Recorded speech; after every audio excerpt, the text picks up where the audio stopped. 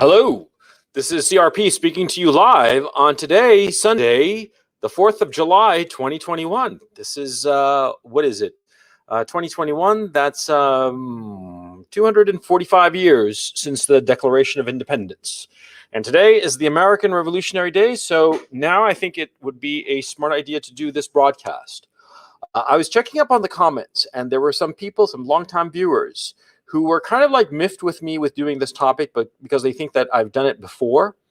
And they're right, I have done it before. And it's not for lack of ideas or lack of creativity. What's been going on is that the way things are deteriorating in the United States just makes me want to pound the table harder on this particular issue. Because I don't think that people quite realize how quickly the situation in the United States is deteriorating. And so I figured that, July 4th, today would be a good day to be talking about this particular subject. Before I get going, do me a favor, as usual, can you just check to make sure that you guys can see and hear me properly? Just hit a +1 if everything is going okay. So yeah, because it's the typical paranoia that I have as to whether the broadcast is going properly. But anyway, I know that people are not totally happy with me on this particular broadcast, and I'm sorry about that. I'm sorry, but how can I put this? I said in one of the comments, I said that if I were trying to just pander to my audience or grift them, I'd be talking about crypto and how crypto is fantastic, and I'd be saying how the latest crisis is just all part of the plan, part of the QAnon plan, that it's 4D chess, right? And that everything is going to work out in the end. I mean, I've been following like a lot of different people on the right who, around November 6th and all that, after the election, they were all like saying, oh, it's part of the plan. And they were all so cheery about it. And it wasn't part of any fucking plan. And, Biden was inaugurated, like, come on. But see, I'm not interested in blowing sunshine up your ass. I'm interested in telling you what I genuinely think. And I've said before that I think it's time to leave the United States. I've done videos about it on my free channel and on my paid channel. And now I'm going to do this one again. And I know that it bothers some people that I'm repeating myself, but I just have to. I just have to. If you're new to this, you're going to see that there are several webinars, or at least a couple of webinars, where I discuss this issue. Not in the focus I'm going to give it now, because in this focus, I'm going to talk about the specific countries that I think that you should move to, depending on how much money you have, quite frankly. Because at the end of the day, moving to another country or another region depends on your resources. If you don't have any resources, you have to go to one place. And if you have a lot of resources, you can go to other places. And if you don't have that many resources in terms of money, but a lot of brains and energy, then there's a third category of countries that you should go to, okay? And so I'm going to be discussing all of them. I'm going to go region by region, country by country, with maps and everything, okay? And so, yeah. So without further ado, let's get cracking. I'm going to close out my face because you guys don't really need to see my ugly mug during this whole presentation. So here we go. Where to go now that America is lost? Now, this, of course, it's a very loaded title because automatically there's the assumption that America is lost. And so let me defend that proposition or that basic assumption. I've talked about this before, but lately things have been getting even worse. What's increasingly clear to me is that Antifa, the Antifa rioters that have been, all of their charges have been dropped. They're free to roam the streets. They are basically the brown shirts of the Democratic Party. It's so obvious and so clear, even a blind man can see it. They are the paramilitary force of the Democratic Party. To view them in any other light is ridiculous. And do you know how I can say that? Because of what happened yesterday, as a matter of fact. There were some people who protested this spa out in Los Angeles, where a few days ago, last week, there was a woman who recorded a video that went viral. It was her denouncing the people who were working at the spa because they had allowed some transsexual into the women's locker area. And this transsexual had essentially flashed all the women and girls, because apparently there were underage girls, minor girls, in this changing room, and this transsexual had flashed them. And the attendant there at the spa said, well, we can't do anything about it. And so people organized themselves, and yesterday, Saturday, they were protesting. And who showed up? Antifa. And Antifa started accosting these protesters, attacking some of them. There was one guy who got a knee to the groin. And out of a reaction to this, he grabbed his water bottle and smashed the woman who had kneed him in the groin, an Antifa woman. And of course, the video went out of the guy hitting a woman, but of course, there wasn't any, they didn't show the part where he had been kneed in the groin that had provoked him. Because, you know, the guy didn't just like lash out at this Antifa woman just because. It was because she had attacked him first, and attacked him in a way that every guy recognizes is you know, it instantly triggers a response from a guy. If you get kneed in the groin by anybody, you're automatically and instinctively going to react. And that's what the woman did. And so the guy reacted, and that's what they broadcast. But the point, Antifa was out there, you know, accosting and abusing and hitting people who were protesting against trannies flashing girls at the spa. That's fucking insane, okay? And the fact was that in this city in Los Angeles, the Democratic mayor told the police to stand down, to let Antifa do whatever they want. That proves that, you know, Antifa is the paramilitary force of the Democratic Party and Democratic politicians. Simple as that. And so things are getting worse. And a lot of people are saying that, well, I'll get to that in just a minute, that there are militias and so forth and so on. Oh, man, that's QAnon dreaming, man. They might exist, and they might be armed to the teeth, but they're not going to do fucking shit. Because, number one, they're too chicken shit, and number two, they're infiltrated. And I'll get to that in just a moment. But anyway, things have been getting worse. In just these last few weeks, they've been getting noticeably worse. There's going to be more rioting this summer. There's going to be more bullshit going on. More cities are going to burn this summer. And we're already starting to see that. We're seeing it in Canada. Canada is going down the fucking tubes. Okay? I am not a defeatist. I am a realist. You have to look things square in the face, whether you like it or not, and say, how do I handle this situation? There are always three options, basically. One option is to do nothing and to just be a jellyfish and go along with the tide, whatsoever that tide might happen to be. And most people, quite frankly, are jellyfish. Most people just go along to get along. They don't want to cause much of a fuss, right? The other two options are to flee or to fight. I'm all in favor of fighting. You guys know that I'm not somebody who shies away from a fight. But this is a fight that cannot be won. It's as simple as that. And the reason it cannot be won, okay, is because, let me just skip here in the outline. The sectors that might resist are either discredited, co-opted, or infiltrated. All of them. Let's go case by case. The alt-right, which was the political arm of the resistance, it's completely discredited. And furthermore, I think that it probably has been infiltrated quite a bit.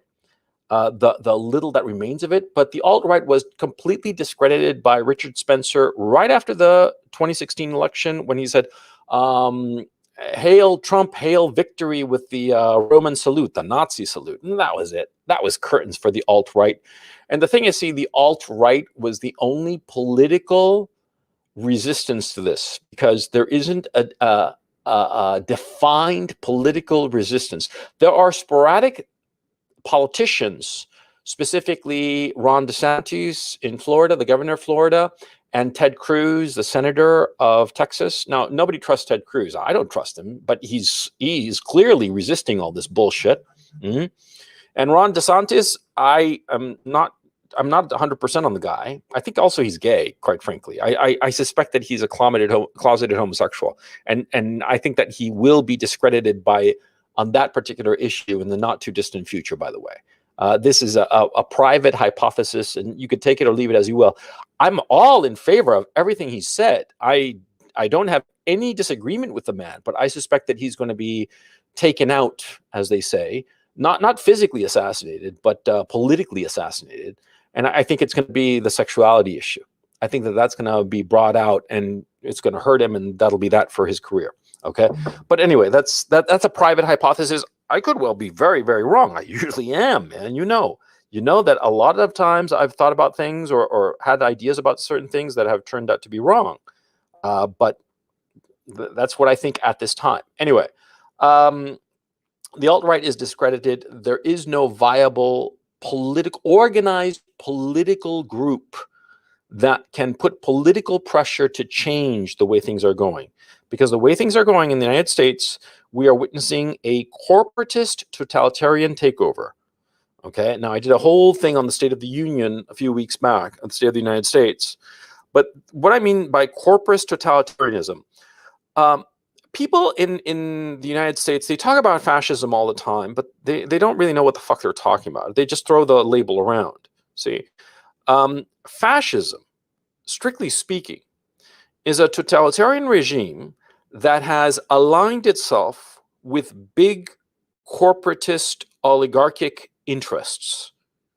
Now, think of Italy during the time of Mussolini. Think of Hitler after the Night of the Long Knives. Those two dictators, they were dictators, totalitarians, but they aligned themselves with the corporatist powers of their respective countries. The oligarchs of those countries continued to make money hand over fist, and they supported the totalitarian regime. And the totalitarian regime, in turn, steered everything towards these big moneyed interests and took out all the middle-class competitors to these oligarchs. Does that sound like anything that's going on now in the United States? Ask yourself, what's happened over the last 15 months? Small businesses have all been taken out, and big companies like Walmart and Amazon are essentially the monopolists insofar as consumer products and goods are concerned, the sales of consumer products and goods. Everybody goes to Walmart, Costco, and Amazon, and that's it. And the big supermarket chains, right? The little mom and pop shops, gone. The little restaurant, the corner restaurant, gone. You know, the big chains are still around because they're essential. But the small and medium-sized local firms, they're all gone. See? And you see that in every sector of the economy, that the government has gone out of its way to wipe out the competition of the big monopolies and oligopolies. The oligarchs are working hand in glove with the government. And I don't want to call it fascism. That's what it technically is. But I don't want to call it fascism because it automatically, people get this idea that it's Hitler. No. Think of it as corporatist totalitarianism, where the corporations and the government work together to control the people. That's what's going on in the United States, and we're seeing it everywhere in the United States, in every sector of American society. And the people have been, in many cases, essentially under house arrest because of this fucking vaccine, this fucking COVID-19 shit. And by the way, this is going to come back. There's going to be another COVID-19. They're going to call it something else, but it'll be something. It'll come again. Okay. So anyway, to go back to the sectors that could resist this shit, that are discredited, co-opted, or infiltrated. The alt-right politically, forget about it. As a political movement, the alt-right is gone, and there's no organized political movement. In many countries, the military is traditionally conservative for obvious reasons. In many countries, the military is the last bulwark against any kind of corporatist totalitarianism, any kind of left-wing bullshit. But the United States military has been co-opted. Remember Gavin Polone, or Poloni, I don't know how to pronounce his name, the West Point graduate back in 2017, I believe, who flashed his cap, and inside his cap he had written "Communism will win," and underneath his uniform he had a communist shirt, and he gave the left-wing salute, the fist salute, right? And those pictures went viral. He was dumb enough to post that shit on Facebook and went viral, and he got cashiered because of it, right? But do you honestly think he was the only one? Now, this was a West Point graduate who did that shit. Do you think that he was the only one? Of course not. There was a lot of other guys in there. And last 2 weeks ago, was it, or 10 days ago, I do believe, or maybe it was last week, I forgot. The chairman of the Joint Chiefs of Staff basically said that, he wants to fight white supremacy, and he wants to understand and defeat white rage. The guy is fucking woke, and he is the chairman of the Joint Chiefs of Staff. See, I have a lot of experience with military officers, and military officers all around the world are all the fucking same in every country in the world. And both of my grandfathers were military officers, naval officers specifically. And my maternal grandfather got to be admiral. He got to be as far as he could be. And my paternal grandfather got to be captain, which was the step right before admiral. And he quit when he became when he was captain, before he became admiral, because he was appointed as Secretary of the Navy, which in Chile had to be held by a civilian. And so he quit the military, the Navy, to become Secretary of the Navy in Chile. And this was back in the 50s in Chile, right? Way before the whole Pinochet shit, right? My maternal grandfather, he was forced to resign by the government right before Allende because he was a conservative, okay? But anyway, the reason I'm bringing this up, this personal history, is because I know military officers. Military officers all around the world are exactly the same. Flag officers, that is generals and admirals, they are all political animals. They are political animals, and they go with the flow. They go where the wind is blowing. That's how they are. They are bureaucrats. They are politicians. They are not, Patton. If you have this idiotic idea that American generals and admirals are like fucking George S. Patton or some shit like that, dude, you're totally wrong. They are not like that at all. They are bureaucrats. They are political animals. And this is true in every country in the world. Okay? Because, see, if they are not political, they're going to get fired. Because that's what happened to my maternal grandfather, for instance. He, at one point, made it clear his political idea vis-a-vis some student protests, and he got fired. Yeah, by the Christian Democrat president, Eduardo Frei. He got fired. It was a big scandal at the time because my grandfather was like, no, this is wrong. These kinds of protests, we can't have them, and we're not going to have them. And if we have to put out, Navy Marines out on the ground to protect naval facilities from these fucking students, we'll shoot them. And he got cashiered, for speaking the truth, And so, if he'd been more political, he would have continued on. He might have wound up in the junta that wound up taking power in 1973 in Chile. But that's alternate history. The point. See, the American military corps, they're left-wing wokesters. It doesn't matter what the non-commissioned officers are or the enlisted men. That does not matter. What matters are the officers, and the officers are woke. And the higher level officers are fucking political animals that will do whatever the political leadership wants. Now, finally, a lot of people talk about the militias. A lot of people are saying that people have been buying guns and ammo like it's going out of style, right? Yeah, I have no doubt about that. I have no doubt that there are lines of people buying ammo, and I know that there are shortages of ammo and the whole 9 yards. I know that, see? The problem is that, see, the organized militia, they're all infiltrated, seriously infiltrated, okay? I mean, not just like a little bit, but like a lot. Because after Waco, the American law enforcement officials made it a point to infiltrate every fucking militia that they possibly could. Yeah. And we know for a fact that, or let me rephrase that. We don't know for a fact, but it seems very clear that there were infiltrators in the January 6th event. I mean, there were certainly Antifa infiltrators because there are videos of fucking Antifa dressing up like Trump-supporting right-wingers and joining the protest on January 6th, okay? There are videos of them, of multiple different ones, okay? But it seems clear that there were also professional law enforcement officers in those protests that egged on the protesters, egged them on, and got them to break the law. Now, in the militia movement, I've talked to a few of them here and there over the years, and a lot of them say, oh, yeah, there are like a lot of infiltrators, but nobody knows who it is. Dude, the Ku Klux Klan, during the 1970s, there were so many government infiltrators that sometimes in a KKK meeting, there were more government agents than actual KKK members. Okay, that's a fact. Because American law enforcement, they tend to go overboard, and that's what they do. Okay, so anyway, the militias, they're all infiltrated. You can't trust them. Okay, anybody trying to organize any kind of resistance, they're gonna get arrested on the spot practically. The thing is going to get nipped in the bud before it has a chance to flower. Mm-hmm. And on the other hand, the Antifa, they are being helped along by the Democratic politicians who are telling law enforcement not to arrest them and telling the prosecutors not to charge them. Okay? So that's what's going on.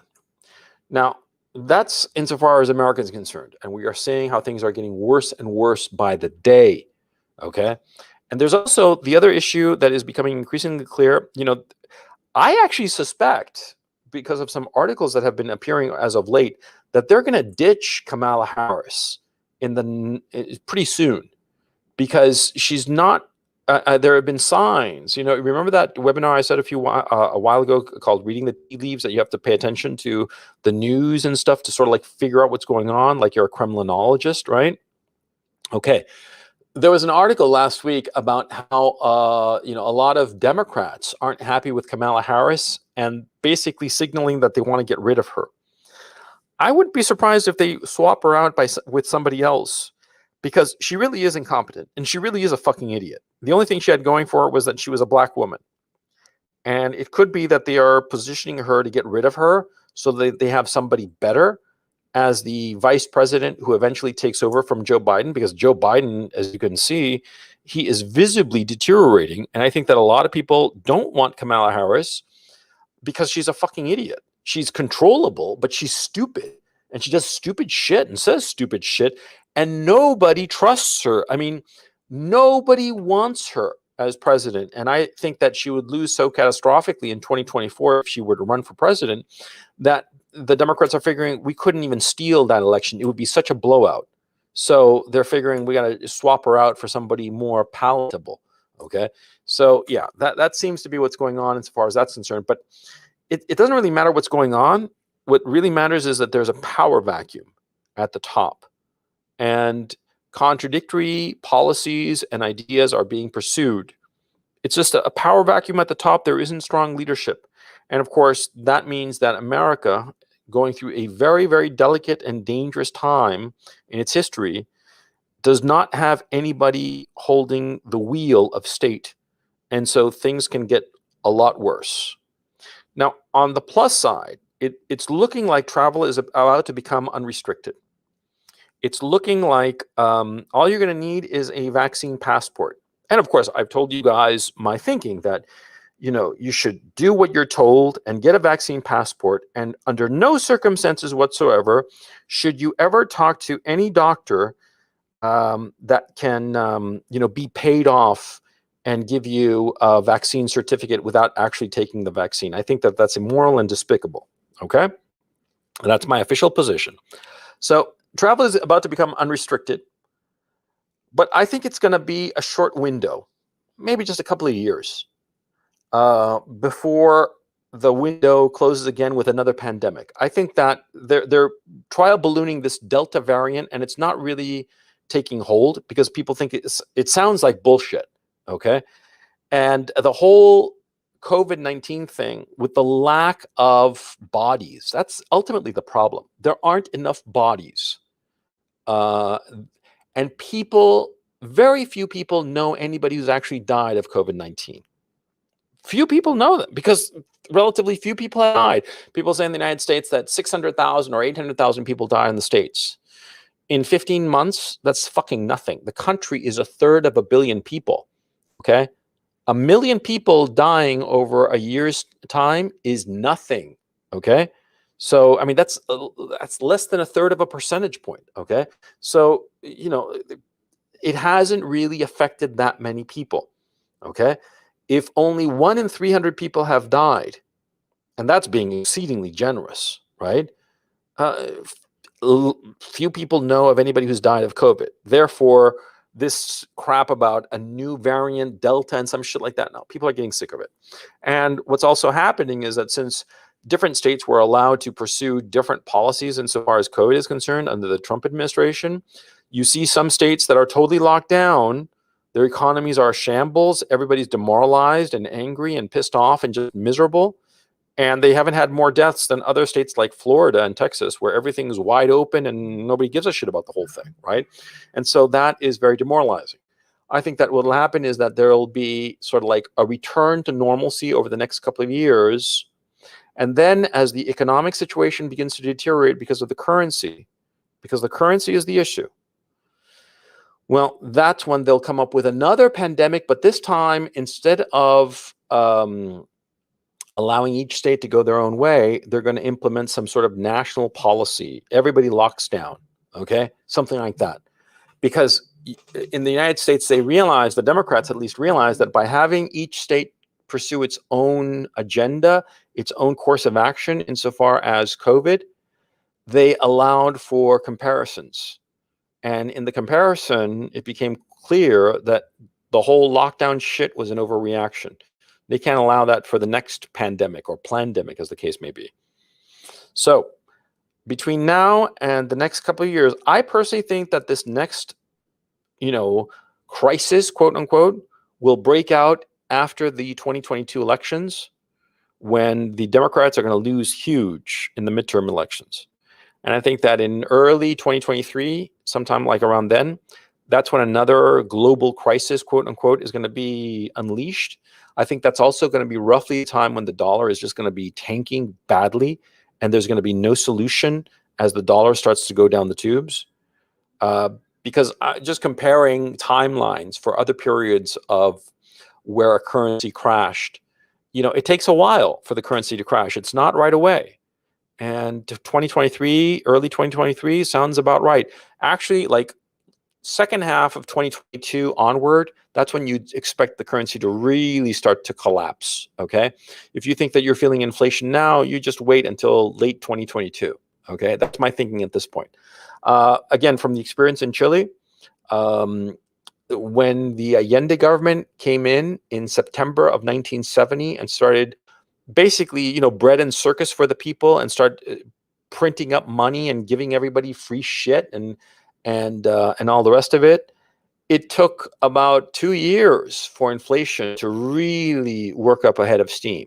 By the third year, 1973, that's when all the hell broke loose, okay?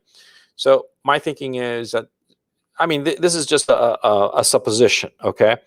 Looking at other incidents of hyperinflation, like in Hungary, like in Zimbabwe, it always takes, first there's inflation early on, and then it sort of like slides around a little bit, gets stabilized, and then it really starts to go tits up, right? You look at Weimar Germany, something similar happened, after 1920, before it really hit in 1922, 23, right? It was like a couple of years. Same thing in Zimbabwe, same thing in Hungary, same thing in Chile. So that's why I'm thinking, and this is not scientific. It's just empiric, okay? Empiric is scientific, but you know what I'm saying. I'm thinking 2022. But anyway, the point I'm trying to make is that, see, there's going to be a second pandemic, a second crisis that's going to require a total lockdown. And so between now and that next crisis, that's when things are going to be opened up. And that's when is going to be your window to get out of the United States. Okay. A lot of people are saying that you need a visa to travel to a lot of countries and so on. Yes. Yeah. But it's not that fucking hard. Okay. You can work around it if you're creative. And also it depends on where you're traveling to. Okay. Some places, it's pretty easy. Okay. So, you got to keep, you got to be flexible and creative. Okay. Now, already we see some Americans have already left or are semi-left. The people who are most noticeable are Jewish Americans. There are a number of Jewish Americans over the last 5 to 10 years, really, who've been exiting the United States and heading to China, interestingly enough. But what's interesting is that they haven't gotten the reception that they thought they would.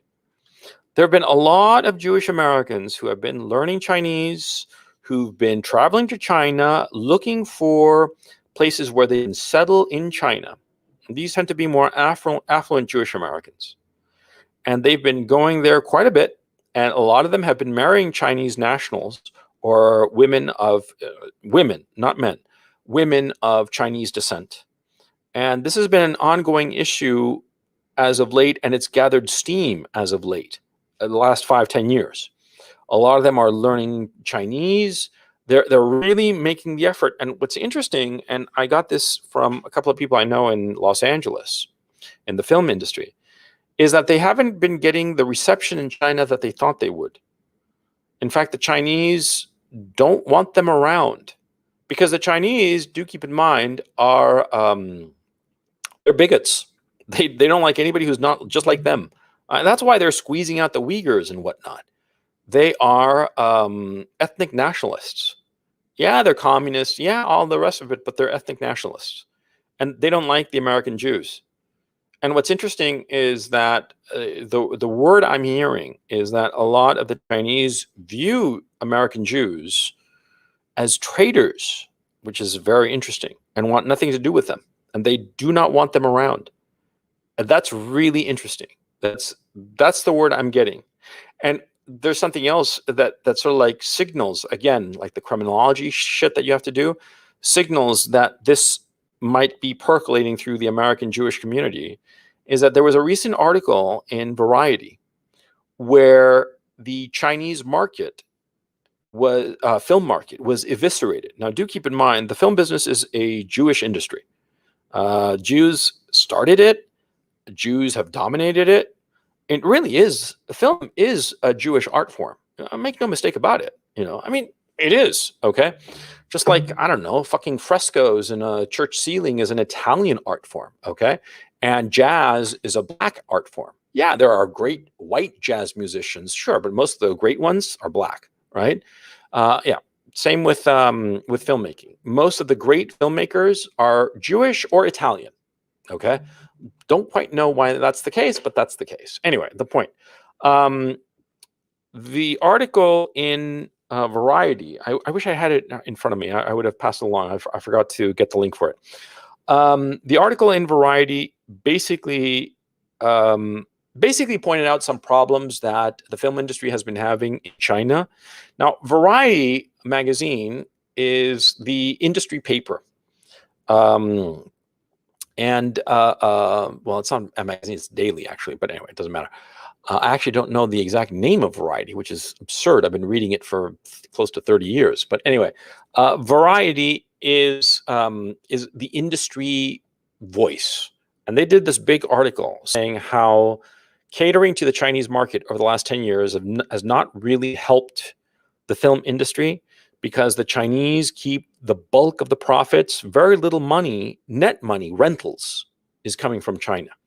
Rentals are the money that actually comes from a territory to the film producer, okay?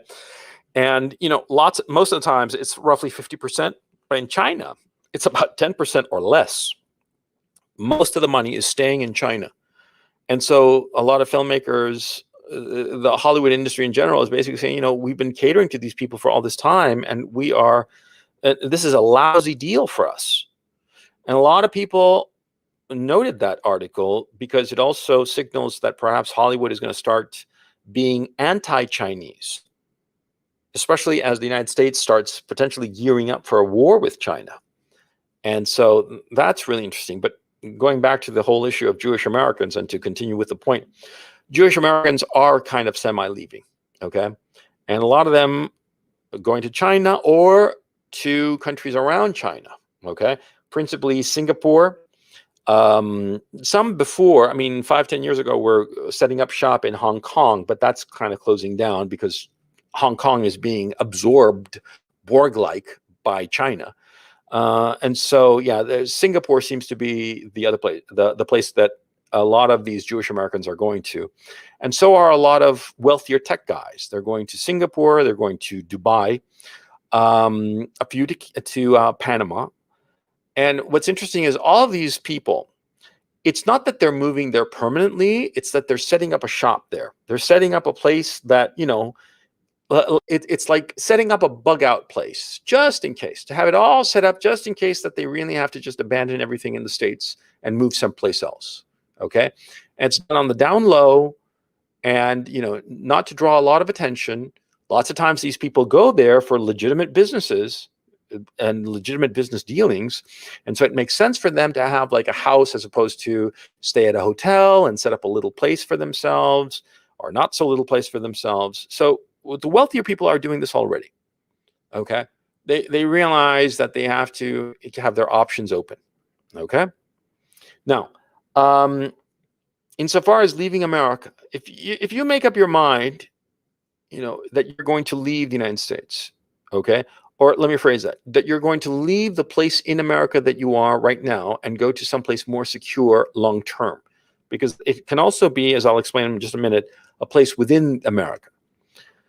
First of all, you have to ask yourself, who are you? And I'm not talking in like in the metaphysical sense. I'm talking in the financial sense.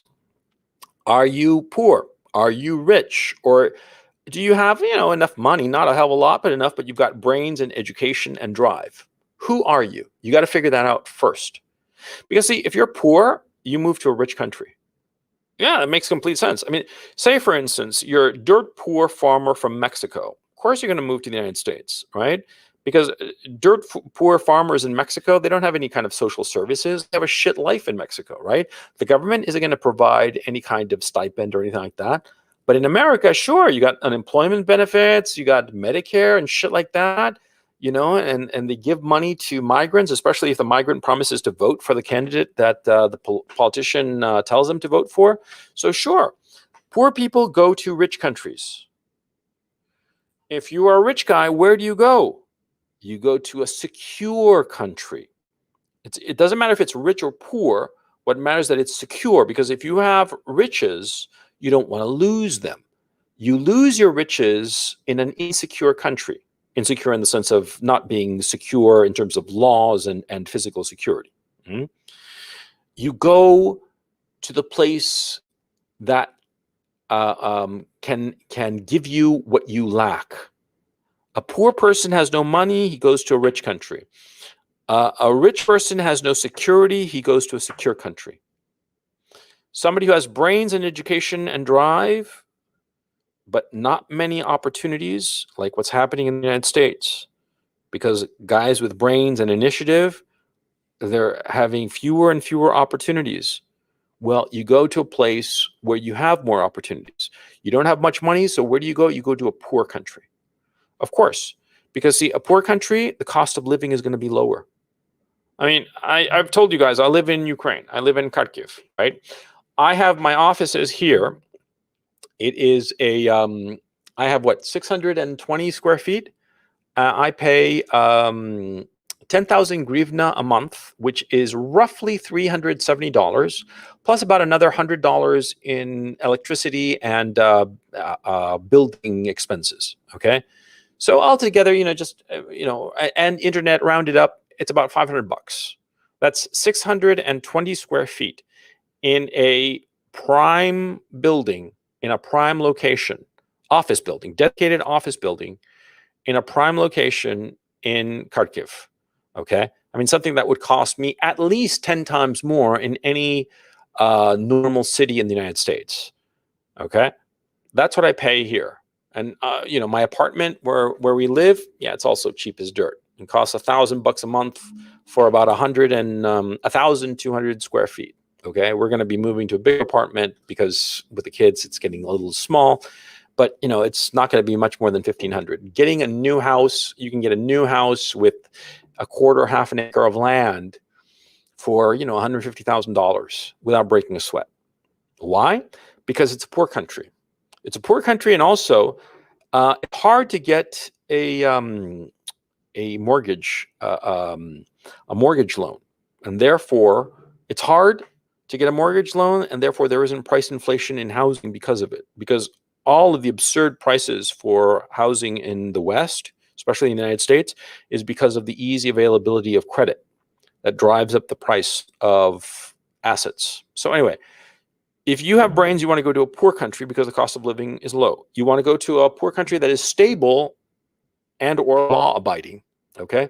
Political stability is not the issue. It's like social legal stability, okay? Let me give you an example, a specific example. You know, Belgium, they still haven't figured out who the fuck is the leader of that fucking country. They're still having fights over who's going to form a fucking government in Belgium. And it's been like fucking 2 years, man. They have zero political stability. But in terms of law abidingness, okay, social stability, it's pretty fucking stable. Yeah, it's a complete mess politically, but in the broader social and legal sense, it's extremely stable. Don't pay attention to how many times they change the prime minister or the president. Pay attention to how stable the society is. If they have great upheavals periodically, then it's unstable. But if it's fairly placid long term, the government keeps changing, but the country itself doesn't really change much. That's a stable country. Now, the other thing that's very key here, you got to go to an ethnically homogenous country, because it's increasingly clear that multiculturalism does not work. Multiculturalism, our greatest strength, bullshit. Bullshit. Multiculturalism, different ethnic groups living together inevitably leads to identity politics and hatred between the different groups. That is basically what's going on in the United States. If the United States were ethnically homogenous right now, we would not be having these problems. The United States would be placid as Lake Placid, and everybody would be happy, and none of this shit would be going on. We wouldn't be having this conversation. I'd be talking about fucking anything else, okay? But the fact that the United States is not ethnically homogenous, and because of that, certain political opportunists are riling up people with ethnic resentments in order to gain political power. Well, see what's going on? Now, the final condition that you want is, if you've got brains and education but not a hell of a lot of money, is you want to go to a country that has opportunities for success. There are some countries that tick all the boxes except the opportunities. There aren't opportunities. One I would point to is, well, I'll get to that in a moment. It's not important right now. These are the four conditions. It's poor, it's stable, it's ethnically homogenous, and there are opportunities for success. Now, how do opportunities arise? That's something that you should always ask yourself. Well, all opportunities are ultimately about leverage. You have to have something that nobody else in the country, either initiative or brains or knowledge or experience in something that nobody else has. When you have a comparative advantage, that's how you win. You see? So anyway, suppose you decide that you're going to stay in America and you're going to move somewhere inside America, because you agree with me that America is lost, and you decide that I'm not going to go to some fucking foreign country. I'm going to stay in America. I'm not going to fight, but I'm going to find an enclave where I can take care of myself. Okay? These are the places I would recommend in descending order: Alaska, Florida, Texas, West Virginia, and northern New Hampshire. I would not recommend Idaho, Montana, Wyoming. That's where all the California people went, and soon those states will have the same problems as fucking California, number one. And that's where all the rich Californians went. So the cost of living is astronomical. Okay? I mean, I know some people in those states, and they've told me that housing has just gone through the roof. And they've made a shit ton of money because they were living there for years, especially people I know out in Montana, around the town of Whitefish. Fuck, man, they're making out like bandits, the people who have been living there since at least 2010, right? So going there is just crazy, you know? But what you call it, these states, Alaska, Florida, Texas, West Virginia, northern New Hampshire, that's where you'd go. And let me go through them piece by piece. Number one, Alaska. I did a video on my free channel called America's Taiwan. Alaska, it seems to me, would be the best place for people who want to resist this bullshit and who figure that they want to go someplace where potentially they can have their own little enclave, a separate country. Alaska would be the best place because it's easy to defend, and it has an enormous source of income, which is the oil up north. And it would be very easy for people in Alaska to kick out American government agents, the American military even, because you see, Alaska is endless. It's endlessly flat, except for the Brooks Range, which is a range of mountains that cuts it east-west, and it's sort of like the north two-thirds. When you're looking at the Alaska Peninsula, imagine sort of like going from Anchorage to this in the south, going north about two-thirds of the way on the peninsula. That's where the Brooks Range cuts off, right? But on either side, to the north of the Brooks Range and to the south of it, to the north, it's just tundra. And up north there, that's where you find the oil. To the south of the Brooks Range, it's essentially flat, okay? And so because of it, you know, it's easy to defend because what you do is you just fall back. You just retreat. You just retreat north. And any force that tries to, you know, fight you, you just retreat and retreat just like the Russians did. What was the strategy of the Russians during the Second World War? You know, fight and retreat, fight and retreat. Make the enemy pay dearly for every inch of ground that they took. And once they were tired, once the enemy was tired, be it the French during Napoleon or the Germans during World War II, that's when the Russians would counterattack. And they'd push the French or the Germans back. And then when the French or Germans regrouped and started counterattacking, the Russians would fall back, always towards the Urals, the Ural Mountains, right? The same situation, think of it in Alaska. Alaska is like a perfect place to defend. It's easy to defend. It would be very demoralizing for any invader, and eventually they'd lose, okay? And why would Alaskans do that? Well, because I've been to Alaska, and Alaskans are great, and they have a mentality. Even the left-wing Alaskans, you know, the hardcore lefties out there, they have this mentality of, fuck you, I'm on my own. They have a mentality, a very independent-minded mentality. And like I said, the geography, it's perfectly defensible. That's why I think that Alaska is America's Taiwan, okay? Now, Florida. Why Florida? Because of the fucking Latinos. The Latinos there, you know, Venezuelans, Cubans, all the rest of them. See, a lot of the Latinos there, I mean, especially the Cubans, see, they know what communism is like. They don't fucking like it. And they know what's going on in America. They don't fucking like it. That's why they've got Ron DeSantis, and that's why everybody's supporting him. Because the Latinos in particular know what the fuck is going on. They recognize it because it smells the same as the shit that they were fleeing from back in their home countries in Venezuela, Nicaragua, and especially Cuba. See? They know. Even the young Latinos, because the young Latinos who never even set foot in Cuba, you know, they might be the grandchildren of the immigrants. Well, they heard the stories from their grandparents. They heard the stories of how their grandparents said, yeah, we owned, you know, a big farm with a big house out in Cuba, and these fucking communists came, and we had to wind up getting on a fucking rinky-dink ass boat to get to Miami. And we nearly died in the trip because of the fucking communists, like the communists that are coming now, okay?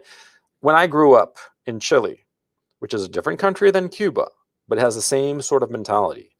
Every fucking weekend, I would be having lunch with my grandparents, and every fucking weekend lunch, they'd wind up talking about fucking Salvador Allende and the fucking communists, and how my grandmother and my grandfather were put on their kill lists of these fucking communists, okay? And if it hadn't been for Pinochet and the coup d'etat, my grandfather would have been killed, and probably my grandmother would have been killed too.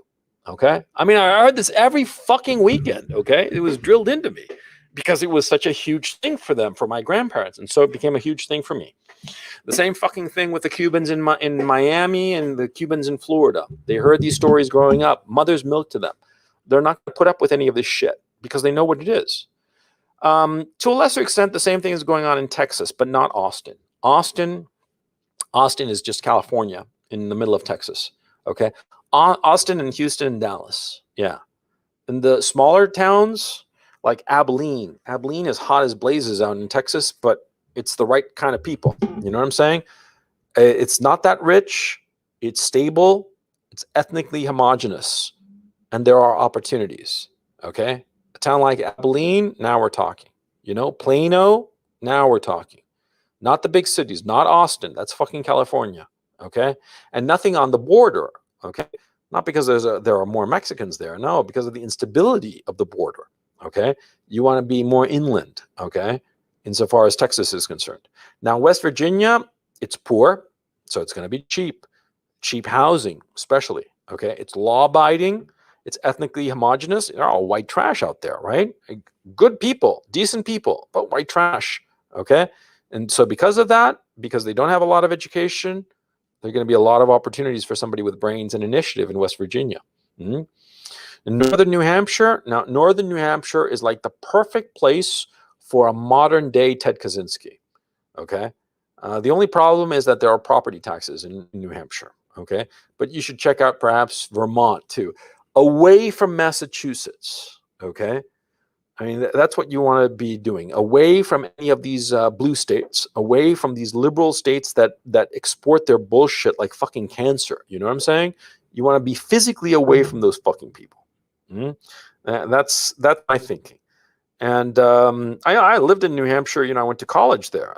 I went to Dartmouth there and Upper Valley. Fuck that place. I'm talking northern New Hampshire. Okay, that's where you want to go. That's, you know, near the border with Canada, but you don't want to go to fucking Canada. I'll get to Canada in just a moment. Canada is just a fucking shithole. Okay, so if you think that I'm right, that America is lost, but you don't want to leave America, these are the places I would go to. And Alaska would be the #1 place. The only bad thing about Alaska is during the summer, there are all these fucking flies. Okay, that's the only downside. But other than that, it's all right. It's all right as far as I'm concerned. Okay, so what about outside of America? Okay, so you have to define, are you rich or are you brainy but not a hell of a lot of money? If you're rich, the places to go are obvious. Singapore, Panama, and Dubai. Those are the places, okay? They're incredibly expensive. Panama, not so much. Or let me phrase that. Panama has two Panamas. Panama City is either you need a lot of money or you can get by with not a hell of a lot. You're surprisingly little, actually, okay? But Singapore and Dubai, you got to be rich. You got to have money, real money, okay? I mean, real money in the sense that you got to have a net worth of at least a couple of million, okay? And you have to have an income because money, Jesus Christ, you go to those two cities, Singapore and Dubai, and you're going to spend money like there's no tomorrow, okay? Not the Seychelles, not the Caribbean. Why? Because those little pissant little islands like the Seychelles or the Caribbean, you know, all kinds of instability. First of all, the Seychelles, right? They're right in front of fucking Ethiopia, right? And the piracy going on there, it's increasing all the time. You know, Eritrean and not Ethiopia. What was the name of this? Somalia. My mistake. Sorry about that. I meant Somalia. A little mental fart there. The Seychelles, beautiful. Some of the most beautiful places on earth are in the Seychelles Islands, right? But the problem is that it's right in front of Somalia, and the quote unquote strait between the Seychelles and Somalia is just full of fucking pirates, man.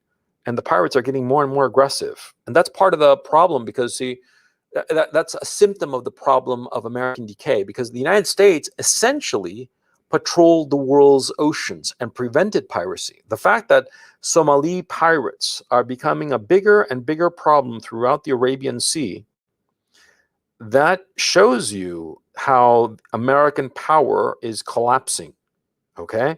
The pirates would not be around and successful if the United States were not collapsing. You know the movie Captain Phillips, right?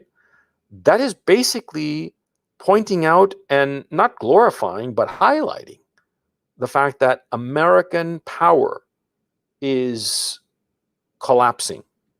It's a slow decay, but it's happening.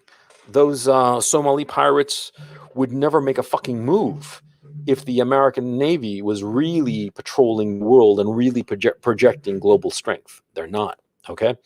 Okay, so the Seychelles, forget about it. The Caribbean, the problems of America can be very easily exported to the Caribbean, and also all of the Caribbean islands, for all intents and purposes, they are, if not de jure, they are de facto American provinces. Every single one of them. I'm talking Curacao, Dominican Republic, all of the islands of the Caribbean, even up to Cuba in a way, because they all depend on the dollar.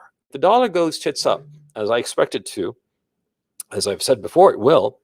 And I have no doubt that it will, and everybody else is coming to that conclusion too. I mean, why the fuck you think BlackRock is buying properties, and why do you think Bill Gates is buying farmland? Because they want to exit their dollar positions and get into a tangible asset like land. That way, it's a hedge against inflation. That's why they're doing it. It's not some grand conspiracy that you'll own nothing and you'll be happy. No, no, no, no. That's just fear mongering. What's really going on is that those people realize that the dollar is going the way of the dodo, and so they want to have a tangible asset. Okay, that's why they're buying farmland. That's why they're buying housing. Okay, it's nothing more than that. Okay, don't look for some nefarious reason other than the blatant money-making grab that it actually is. Okay, okay. So going back to this issue of where to go. See, not the Seychelles, not the Caribbean, if you're rich. Singapore, Panama, Dubai, pretty much in that order. Now, why Panama? I mean, Panama, the dollar, the Panamanian dollar is actually pegged to the US dollar, okay? Yeah, but the thing is, see, Panama is a great financial center. And if things go tits up insofar as the dollar is concerned, they can decouple from the US dollar very easily. And the Panamanian currency, the Panamanian dollar, will maintain value, okay? Because so much money is flowing into Panama from all of the other Latin American countries. Because like I said, Panama is a financial center, okay? Now, Dubai is the third on my list because I think it's the least stable. Because do keep in mind, Dubai is it's an artifice. It was dreamed up, 30 years ago. Before that, there was fucking nothing, just fucking sand. And they just started pouring in money into it. And it exists with oil revenue. If the oil revenue for some reason dries up, for whatever reason, then Dubai vanishes. Look, it's not going to be around in 100 years. Singapore is going to be around in 100 years because it's been around for thousands of years, actually, I think at this point. I actually don't know. I didn't look up the history of Singapore. But Dubai, it was a camel station 100 years ago. And in another 100 years from now, rather, it will be a camel station once again. Because there's no reason for Dubai to exist. Okay? You got to understand that. Panama, it exists because of the Panama Canal. Panama City will always be something because of the Panama Canal. And Panama Canal is not going anywhere anytime soon. Okay? I mean, the Panama Canal is always going to be essential, and it is to no one's benefit to destroy it or interrupt it or break it somehow. Nobody gains by that, okay? And so Panama Canal is always going to exist. And one of the key things that the Panama Canal is not wide enough for big U.S. aircraft carriers to go through, and that actually paradoxically protects it. Because since it has never been large enough, wide enough for the big aircraft carriers to pass through, then there's no military need to destroy it, okay? This is, of course, assuming that there was some enemy close enough to destroy the Panama Canal, okay? Now, Singapore has always been and will continue to be important in Asia trade, because it's in the middle of fucking everything. It's in the middle of Malaysia, right next to China. It's a hop, skip, and a jump to get to Japan, and it's next door to India. It's always going to be this trading point, okay? The city-state of Singapore is the best place in the world to go to if you're rich. And the fact is that so many rich people go there, that pretty much proves my point, okay? Now, if you're not so rich, if you got brains and you're young and you got initiative, okay? This is where you go to. You can go to Sub-Saharan Africa, Central and South America, Western Europe, because there are places in Western Europe you can go to, Eastern Europe, India, or Southeast Asia. Now let's go through them piece by piece. Sub-Saharan Africa, in order: Rwanda, Nigeria, Botswana. Those are the top three in Sub-Saharan Africa. Rwanda, but not Burundi. Burundi is a fucking basket case, okay? Burundi is a country right to the south of Rwanda. Rwanda and Burundi are dead center in the map of Africa, okay? Now, Rwanda has a very educated, hardworking population. Burundi is social chaos. I mean, really, it's just a fucking disaster, okay? And so regardless of the Rwandan genocide of the 90s, Rwanda is a place where you want to go. And English is not quite the lingua franca in Rwanda, but a lot of people, especially educated people, speak it in Rwanda, Okay, they have a local language whose name I forget. It's something Wanda. Okay, but you know, I mean, it's just a local language. Okay, but Rwanda is where you'd want to go. Nigeria, it's a huge country. Nigeria, I mean, huge in terms of population and size. It's pretty big too, right? But there are a lot of opportunities, especially for Westerners, i.e., people of European descent. Now, this is going to matter in some other territories I'm going to discuss. It's going to matter a great deal. Okay. But in Nigeria and in sub-Saharan Africa in general, if you are a foreigner in general, you're going to be fairly well treated. And you're going to have a lot more opportunities than somebody who's a native to any of these sub-Saharan countries, because they will automatically ascribe to you more qualities than you actually have. It's kind of like when a British person with a real cut glass accent, you know, a really posh accent shows up in the United States, and everybody thinks that he's really smart because he's got like this posh British accent. He could be a fucking moron. But everybody in the United States just automatically assumes that he's smart because he's got this, you know, this cut glass accent, right? Excuse me. Same thing in sub-Saharan Africa. If you are from Europe or America or any of the Western countries, they assume automatically that you're like better than anybody local, unless that you prove them otherwise. Okay, so you make it a point not to prove them otherwise. You know, if you're not that fucking smart, then just keep your fucking mouth shut and let them think what they will of you. Okay, they'll think very highly of you. Okay, that's a fact of sub-Saharan Africa. And this points to something else I'll talk about in a little bit called the Brazilification of the world, but I'll get to that in just a moment. Then in Central and South America, the places you want to go to are Panama, Uruguay, Mexico, maybe, and I'll talk about that in detail, and Paraguay. You do not, oh, I forgot to say, in sub-Saharan Africa, you do not want to go to South Africa. You don't want to go to, and you don't want to go to Zimbabwe, Rhodesia, okay? I forgot to put that there too. But South Africa, you definitely don't want to go there. Why? Because in South Africa, they're going to exterminate, and they in fact are in the process of exterminating all the white people. Okay? And they're going to succeed. They're going to kill them all. Already, lots of South Africans are, white South Africans have left. They're going to all kinds of places because they see the writing on the wall. The South Africans, well, look, basically, the South African blacks are doing what the identity politics people in America want to have happen in the United States. They are taking away all the power and all the property of all the non-people of color in South Africa. Because in South Africa, of course, there are blacks, but there are also people of color. Well, they're called coloreds, okay? They're also Indians, okay? But anyway, the white people are the ones who are suffering the most in South Africa. And they're going to get exterminated. I make no doubt about it. The fact that the Dutch are not accepting back the Afrikaners, I think is really despicable. Because those Afrikaners are Dutch.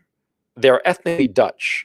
And the fact that the Dutch, the Netherlands is not accepting the Afrikaners is just fucking despicable. It's just flat out despicable. Because those whites, they will be exterminated. We're seeing it, and we're going to see it in the not too distant future. And anyway, the point, South Africa is a fucking shithole, okay? It is a fucking disaster. It used to be something, I mean, back during the apartheid years, things worked more or less well in South Africa, yeah? But now they don't. Now it's a corrupt shithole where the ANC steals left, right, and center, okay? And they're killing off the white people because the worse things get, the more they blame it on the white people. And because that, it deflects the responsibility. You see, that's what's going on. That's the whole point of identity politics. Okay. So they are persecuting the whites in South Africa. If you go to South Africa and you're a white guy, you're fucked. You're absolutely fucked. I mean, you know, talk about, you know, out of the frying pan into the fire. Okay. So don't go to South Africa. Now, Central South America, the places to go to are Panama for the reasons I mentioned before. But Panama, like I said, there's the rich Panama and not the poor Panama, but the not so expensive Panama. You can get a nice apartment in Panama, overlooking Panama Bay, rented for, you know, $1,000, $1,500 for a fairly decent sized apartment. Okay. You don't have to be that rich in Panama. Okay. And there are a lot of opportunities in finance because, like I said, it's the trading center of a lot of people in Central and South America. Okay, and the Panama Canal passes right through there, so there are a lot of opportunities in Panama. Uruguay, oh yeah, it's a stable country. It's ethnically homogenous. It's mostly European, and it's a lovely country, lovely beaches, lovely women, very relaxed. Governments come and go. Maybe an odd coup d'etat here or there. I'm kind of kidding, but the point is that nothing much happens in Uruguay. Okay, Mexico, maybe there are places in Mexico that are very safe and very stable. I'm talking central Mexico. But you go to the north, closer to the American border, and it becomes a shit show. And Mexico City in and of itself is pretty much of a shit show too, unless you are of the better sorts of people in Mexico. So it's questionable whether you should go to Mexico or not. Maybe. Okay. Then Paraguay. Paraguay is poor. Paraguay is poor, and there are basically two kinds of populations. There's the European population, which is a small minority, and the ethnic Indian population, which is a majority. I would guesstimate like 90% or some shit like that. But the thing is, the Europeans have the whole shit firmly in hand. Paraguay is, it is a semi-feudal society. Okay. And if you are European or European descent and you show up in Paraguay, you'll get treated well and you'll have a lot of opportunities. It's a small country. Okay. And there's a lot to exploit in Paraguay. That's what I forgot to mention about Africa, by the way. Africa, you have to understand this, and this sounds awful, but it's true. Africa is basically this beautiful whore that is exploited by everyone. The whole point of Africa is to take as much resources out of it, squeeze it as much as you can, okay? Because you're never going to build any kind of long-term factories or business there. Whatever factory or business you start there, let me phrase that. You're never going to start any kind of value-added business in in Africa, rather, in sub-Saharan Africa. Not South Africa, ignore South Africa, but I'm talking Rwanda, Nigeria, Botswana. You're never going to start any kind of value-added business that will be long-term successful. Maybe short-term and you sell it off to somebody, but ultimately in Africa, the whole point of Africa is to extract from Africa as much as you can and sell it off to people who want it. The Chinese, the Americans, whomever. Because Africa is just, it's always going to be a basket case. It's as simple as that. It's always going to be a basket case. It's always going to be a place where people go, make their fortune by exploiting the land, and then move on someplace else or establish themselves in their own little fief in Africa, right?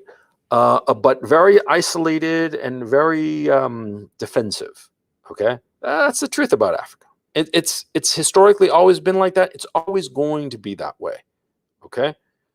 Because of structural issues and the problems of the demographic and the population of Africa, it's always going to be a shithole. They are never going to build any kind of value-added businesses.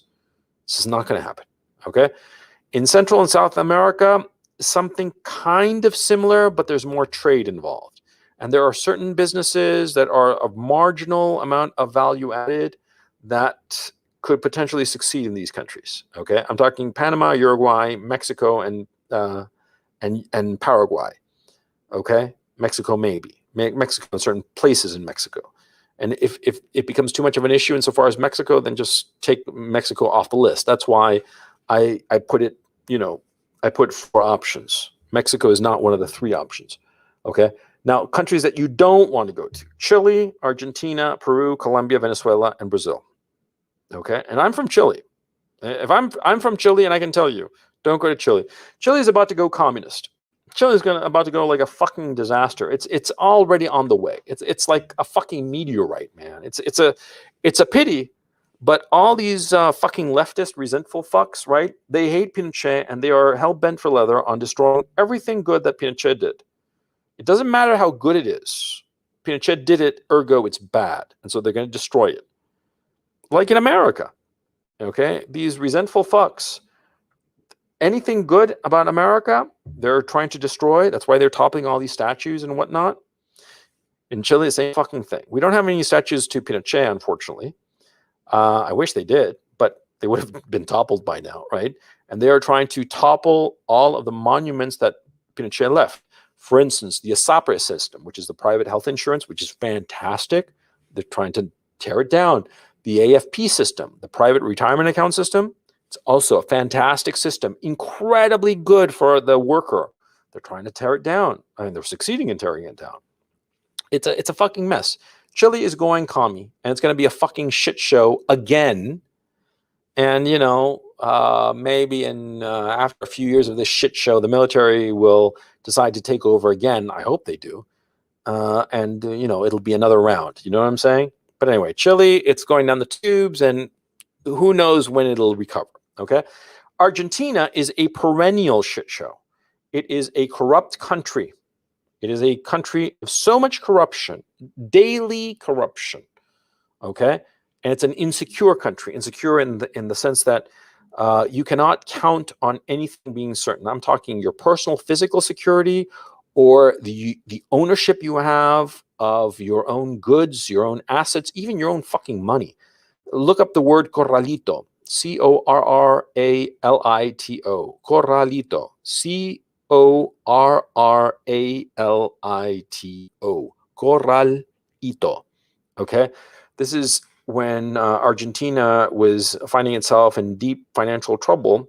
What they did was they basically declared a bank holiday, and everybody who had dollars in a dollar account, savings account, they forcibly converted that shit into Argentine money and then gave you this fucking worthless Argentine money. I mean, basically, your dollars were taxed like 75%. You got blown the fuck out, okay? That's what it basically was. And all the rich people, okay, in Argentina, they got their money out. There were videos of plane loads of money, of dollars, leaving Argentina. I'm not kidding. It was fucking famous. And all the rich people got their money out because rich people always do. And hardworking people, middle-class people, I'm talking people who had, you know, under $1 million in total net assets, right? I mean, $1 million is $1 million. Let's not kid ourselves. Even those fuckers and everybody below that, they all got creamed with the corralito. Okay, they all got fucked over, and that happens periodically. Argentina is a shit show. It's beautiful. Some of the most beautiful women on the planet. Okay, some of the most beautiful land on earth. Do you know what Argentina means? It means the land of silver. Okay, like a golden land, kind of. That's what the word means. Argent is silver in Latin. Okay. And it wasn't because they found silver deposits in Argentina. It was because it was so rich. It was like this golden land, okay? And, well, it is a golden land. It's a beautiful land. It's some of the greatest farmlands in the world. Best fucking beef on earth, I'll tell you that right the fuck now. From firsthand knowledge, I can tell you that. Hottest women, fuck yeah. But a fucking disaster, man. Don't go there. Peru, it's full of Indians. It's a disaster. Colombia, Venezuela, man. You know, there's coke and guns. That's all there is in Colombia and Venezuela. It's a fucking disaster. And Brazil, it has all kinds of problems. And I'll get to that when I get to the final section called the Brazilification of the world. But it's important for you to understand, don't go to Brazil. Brazil, it's great to go and visit. You have great beaches, great time with the women, have a good time. But don't move there, okay? And I'll explain why. Now, in Western Europe, there are essentially 3 places that you can go to in Western Europe. The Netherlands. I mean, if you're an American, the Netherlands is a great place to go to because it's easy to get residency there. Exceedingly easy. There's something called the Dutch-American Friendship Treaty, DAFT. I know, daft. It sounds incredibly daft, incredibly stupid. But yeah, that's the name of it, Dutch-American Friendship Treaty. And basically it costs you like about between the lawyer and the fees that you have to pay about $3,000 and you get residency in Netherlands. I mean, permanent residency. And it's all official. I mean, I'm not talking about any kind of corruption. In Netherlands, there is no fucking corruption. That country is squeaky clean, okay? At all levels. That's why the whole fucking place works. It works like a charm. Health insurance is cheap. The whole place and health services are cheap. You know, everything is cheap. I mean, not cheap. Everything works properly. It's wonderful. I have the highest regard for the Netherlands. The Netherlands is the ideal of the liberal society. It is the one country on earth where the liberal society actually works. And it's because the fucking Dutch invented it, okay? Their whole mentality, the whole people are just geared towards, liberal democracy. And it fucking works in the Netherlands. It's the only place where everything fucking works. It's because liberal democracy was essentially invented in the Netherlands, okay? And that's why it works so well in the Netherlands. The only problem is the immigration, which might become an existential problem within the next 10 to 20 years, okay? Yeah. Hungary, another place in Western Europe, because they're not fucking around. They're taking care of their own people. They see the shit show coming. And it's not that the leadership in Hungary sees this. It's that people in general in Hungary see this shit, okay? So they are defending their country. They don't want any fucking immigrants. They want more Hungarians. They are all about people who, if you move to Hungary, assimilate. You assimilate in Hungary and you're going to do well. I know this because I dated a Hungarian girl and she told me what's what insofar as Hungary. And I've been there a few times. I've been to Budapest, beautiful city, by the way. And it's fairly cheap. It's surprisingly inexpensive. You can get a nice place for about $1,000, excuse me, €1,000 a month in downtown. And downtown in Budapest is fantastic, okay? I mean, downtown, don't think downtown New York, think downtown fucking Paris. It's beautiful. It's lovely. It really is, okay? Hungary, but not Poland. Poland it's going the way of the West, okay? And also something else. The problem with Hungary is Hungarian. It's a fucking incomprehensible language. I mean, I heard a lot of Hungarian spoken around me. Not once did I even understand what the fuck they were talking about, man. I mean, when I listen to some Russian, I can kind of like suss out maybe what they're talking about, right? But in Hungarian, man, it might as well have been Japanese or Chinese. I mean, something just totally random and incomprehensible as far as I'm concerned, okay? Now, the Baltic republics, well, maybe. The saving grace of the Baltic republics is that they're right next door to Russia, and Russia, I think, is the future, to tell you the truth, okay? But the Baltic republics, I'm talking Lithuania, Latvia, and Estonia, especially Estonia, which is all about e-commerce and e-citizenship and all that electronic internet shit. Yeah, they're really geared towards that. They're really advocating that shit. For young, educated entrepreneurs, Estonia in particular is a great place to go, okay? But, you got to understand that the Baltics are part of Europe, okay? So that's the only problem. Western Europe, I mean, Netherlands in particular, it's part of the EU. And the EU is a fucking nightmare, okay? And because they're creating, the European Union is creating a lot of the problems that America has, okay, out of stupidity. But that's for another conversation. The Baltic republics are a place that you could go to. But if you ask me between Western Europe and Eastern Europe, I'll tell you Eastern Europe. No question. Eastern Europe is great. Now, Ukraine would be at the top of the list. But you have to understand that Ukraine, as it currently exists, is not going to last. I would be incredibly surprised if in 20 years, Ukraine has the same borders it has now. Because if you have to understand a key issue, Eastern Ukraine, okay, the city where I live, Kharkiv now, and let me just pull up a map here. I have this shit like all set up, so I might as well just apply it. Hang on a second. Give me just a moment. Share a screen. Stop sharing. Oh, there you go. No, you don't want to see my ugly mug. You want to see this. Share this. There we go. Okay, so let me show you real quick.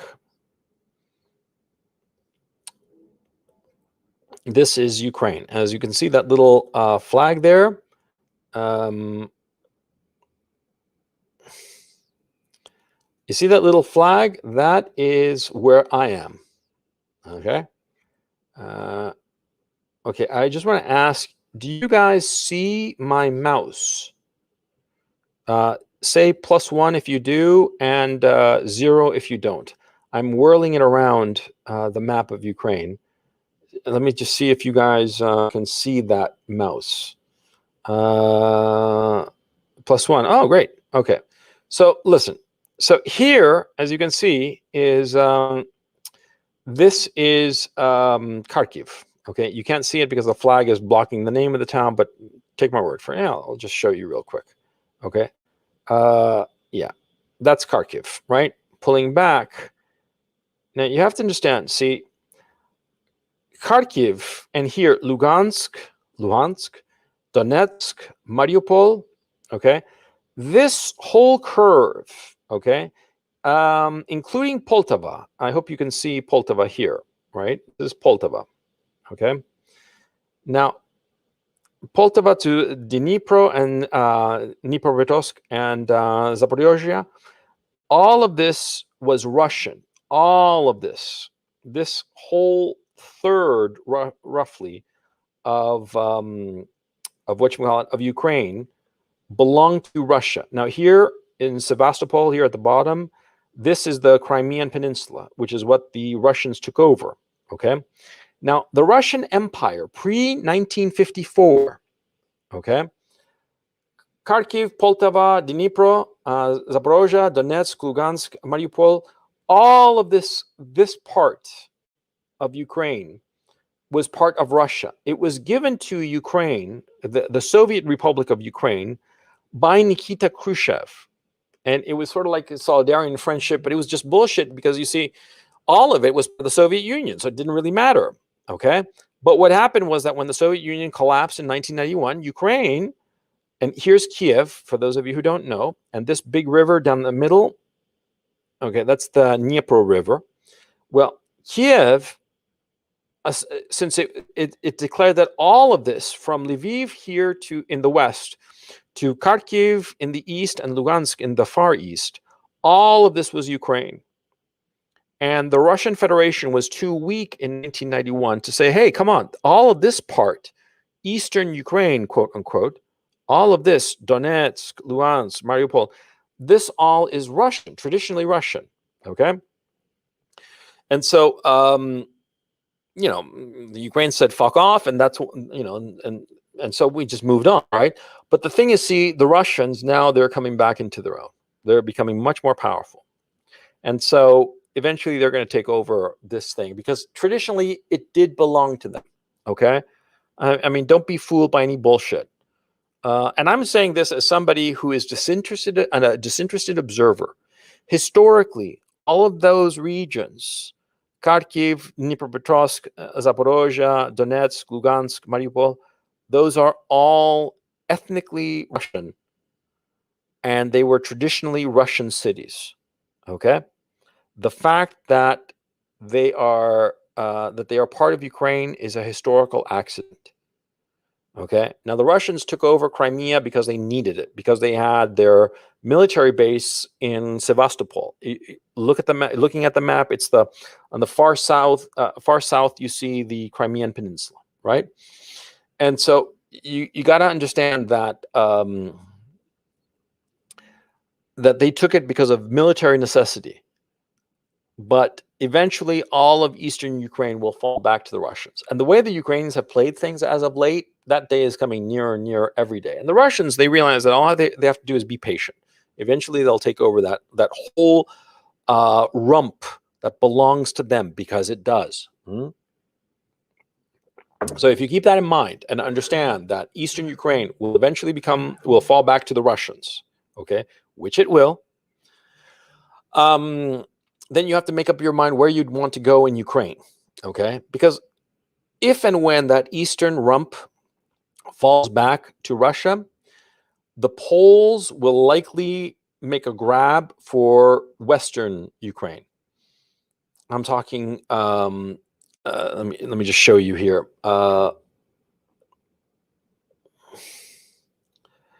Ivano-Frankivsk, Lviv, Ternopil, this whole part here, they'd probably take it, because this whole part has been traditionally Ukrainian. Got to keep in mind also that a lot of ethnic Ukrainians are in Poland now. Just to show you on the map, I'm going wide. See, this is Poland. Okay, for them to take over this would not be a big stretch, because all of these ethnic Ukrainians, they're ethnic Ukrainian / Polish. They have a lot of affinity with Poland, right? And if Kiev is so weak as to allow eastern Ukraine to go, then western Ukraine would probably slip out of Kiev's grasp and become part of Poland. Kiev would become this rump state here in the middle around, I mean, Ukraine rather, would become this rump state around Kiev, you know, this little, you know, bit of land, and the bigger powers, Poland and Russia, taking over big chunks of it. And this is inevitable. You know, this happens all the time. I mean, Ukraine is too big for its own good. Okay. It shouldn't be this fucking big, because Ukraine is actually the biggest country in Europe. Okay. In terms of square kilometers, it doesn't look it, but it is. And once you look at it like in a big map of all of the European peninsula, then it becomes a lot more obvious how big Ukraine really is compared to, say, Germany or France. It's the biggest country in Europe. But anyway, I'm going off topic. The point, Ukraine, oops, let me show you my outline. Let me go back to that. Hang on. Remove and share. Hang on just a moment. Sorry about this. You know, you guys know that I don't have a producer, and this stupid system does not allow me to have multiple pages at the same time. Anyway, Ukraine is a great place to go to, okay? And if you come to Ukraine, if you move to Ukraine, well, it's poor, so it's cheap. There are lots of opportunities. There are an incredible amount of opportunities in Ukraine, okay?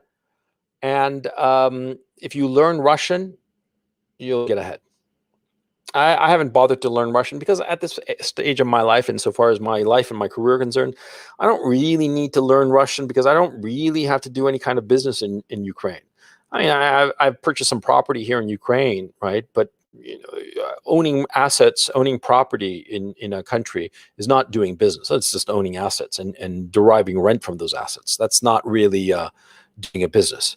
But Eastern Europe, Ukraine in particular, a lot of opportunities. Now, Russia, a lot of opportunities. And Russia, let's face facts, it's the coming thing. It's the coming thing. And the only fly in the ointment is that there is a chance of war with the US. And it's not a war that the Russians will start. It's a war that will start because of the neoliberals. The neoliberals in the United States who hate Russia with a passion for historical reasons that have little to do with Putin and have everything to do with the ancient hatred that a lot of Jewish people have for Russia because of all the pogroms that were committed on Russian territory. I mean, shit, American Jews, a good third of them emigrated from Eastern Europe because of Russian persecution, okay? That's why all those people came to America in the 19th century and early 20th century, because they were being persecuted, okay? And so that ancestral hatred for the Russians, the neocons are full of it, rife with it. They hate Russia, part of it because they sort of like missed the Cold War when everything was simple. But a big chunk of it is this ethnic hatred for the Russians, because the Russians never accepted Jews. There are a lot of Jews in Russia, but ultimately Russians don't like Jews. It's as simple as that. The other country in Eastern Europe, well, you can argue whether it's Eastern Europe or Western Europe, is Finland. Okay, Finland is a great country. It's out of the way. It has a relatively small migrant population. Currently, it's 7.8%, and it's expected to hit not more than 15% by the year 2050. And that's important. See, in the United States, you have over a third of the population, which is not of the non-white, let's put it that way.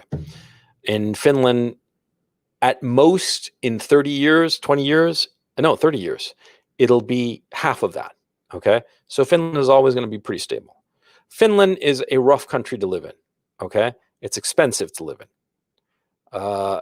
Therefore, if you're poor, it's a great place to go to because you can get a lot of services from the state, okay? Finland doesn't have a lot of opportunities for business. Russia has a lot more, but Ukraine has the most. Now, why am I not putting Belarus? Well, because Belarus is a bit of a basket case and has similar problems to Argentina. The problems in Argentina is that, see, the corruption is so endemic that you could lose the things that you owned to the corruption and have no way to hold on to what you've lost. But That won't happen in Ukraine. In Belarus, it'll happen. In Belarus, the authority or some well-connected guy might be able to steal what you have in Belarus. In Ukraine, that won't happen because there's corruption in Ukraine, but it's not that big. Okay, there is still respect for private property, or not that there still is. There is, and there is a concerted effort in Ukraine to eliminate corruption, which is a good thing. I think in 20 years, the corruption in Ukraine will be completely eliminated. There's still quite a bit, but in 20 years, I think it'll be fully gone. And that is when Ukraine will really take off, okay? Because Ukraine is fundamentally a rich country. Even if it gets chopped up by Poland and Russia, as I've explained, it'll still be a rich country. And the people in Ukraine are very, very smart, very, very hardworking, okay? So, yeah. Now, the next place to go, India. India is the cheapest one of them all. India is dirt cheap. If you are of European descent, you have it made in India. You'll have opportunities. If you are, and Indians will probably vouch for this, if you are actually Indian or a person of color, things will be much harder for you in India. Because India, and this is becoming more and more prevalent, and I'll address it in full in the Brazilification of the world, the final section of this conversation. The problem with India is that they think automatically that white people are better. And therefore, they give them more opportunities. Like I said before, it's like when a Brit with a cut glass accent shows up in Detroit, and everybody thinks that he's a genius just because he has this posh accent. And he can be a fucking idiot, but they think he's smart, okay? And they'll give him opportunities that they wouldn't ordinarily give to some other guy who's just got a regular American accent. You see what I'm saying? Same thing goes on in India. If you're of European descent, you're going to have a lot more opportunities. You're going to be taken a lot more seriously at all levels of society, okay? The only people who will not quite buy into that are the people at the extremely high end of the socioeconomic ladder in India. People who have actually lived in Europe and the United States and gotten perhaps degrees in education in Europe and the United States and realize, yeah, just because you're white and you have blue eyes doesn't mean that you're smart. You can be a fucking idiot. They're the only ones who are going to be inured to that mentality, okay?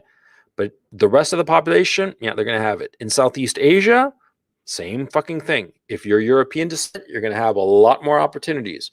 And the places in Southeast Asia, in order, are Malaysia, Vietnam, and Thailand, okay? Cambodia, not so much. And Cambodia is a great country, but it's a little bit, not that many opportunities. Vietnam is cutthroat, okay?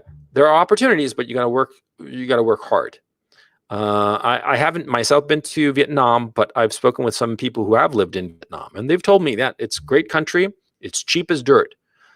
You could make a lot of money, but you got to work like a dog. And you got to understand that what you're making money off of in Vietnam is the people. In Southeast Asia and India, ultimately, the resource is people. In Eastern Europe, especially Ukraine, the resource is land and industrial capability. But in India and Southeast Asia, the business that you are in is people. You are there to exploit people, okay?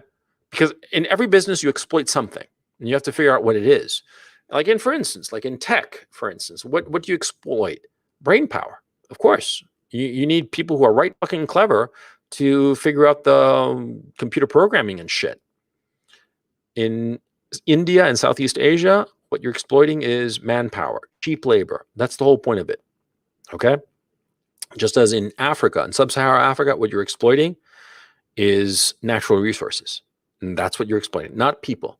Because you're not going to find the opportunity to make a lot of value-added businesses in sub-Saharan Africa. Whereas in India and Southeast Asia, they don't have a lot of natural resources, but they do have a lot of value-added resources, i.e. people, okay?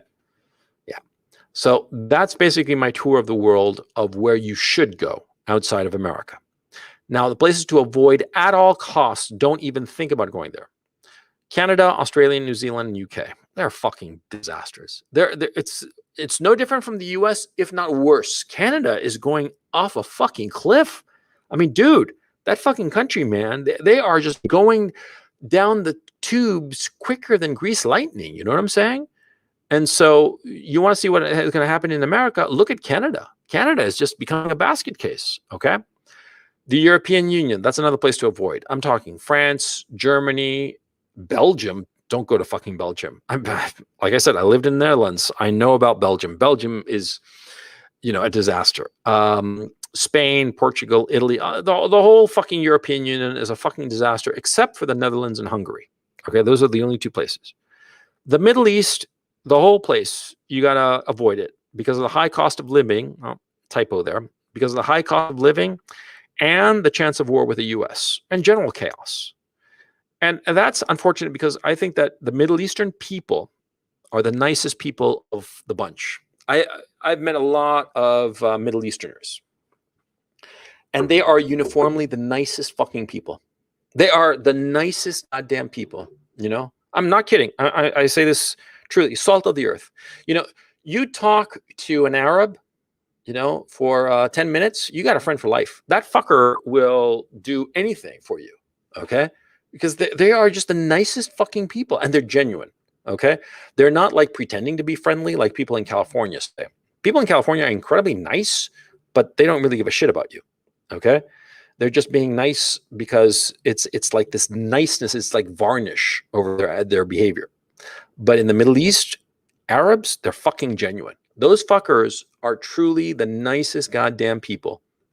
I'm not kidding. You meet an Arab and you'll know what I'm talking about.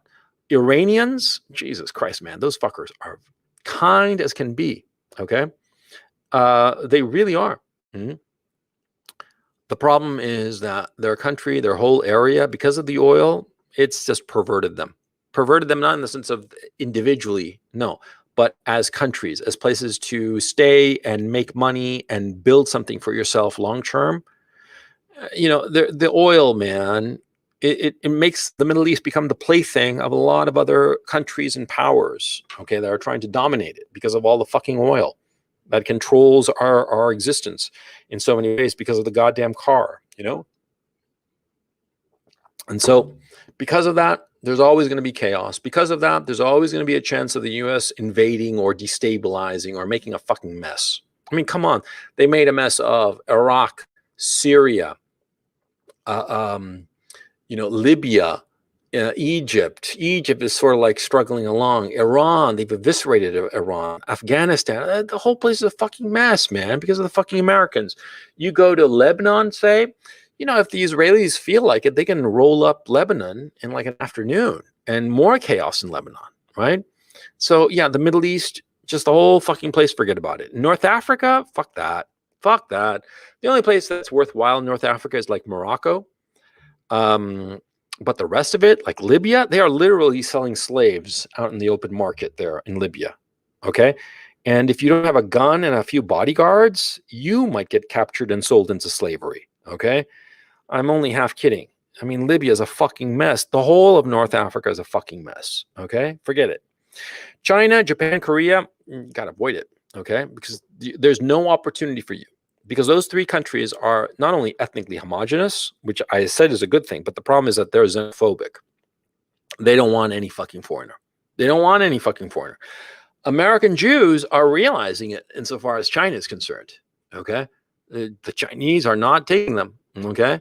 The Chinese are like, nice to meet you, Mr. American Jewish man, but don't you fucking dare think that you're going to become integrated here in our country because you're not Chinese.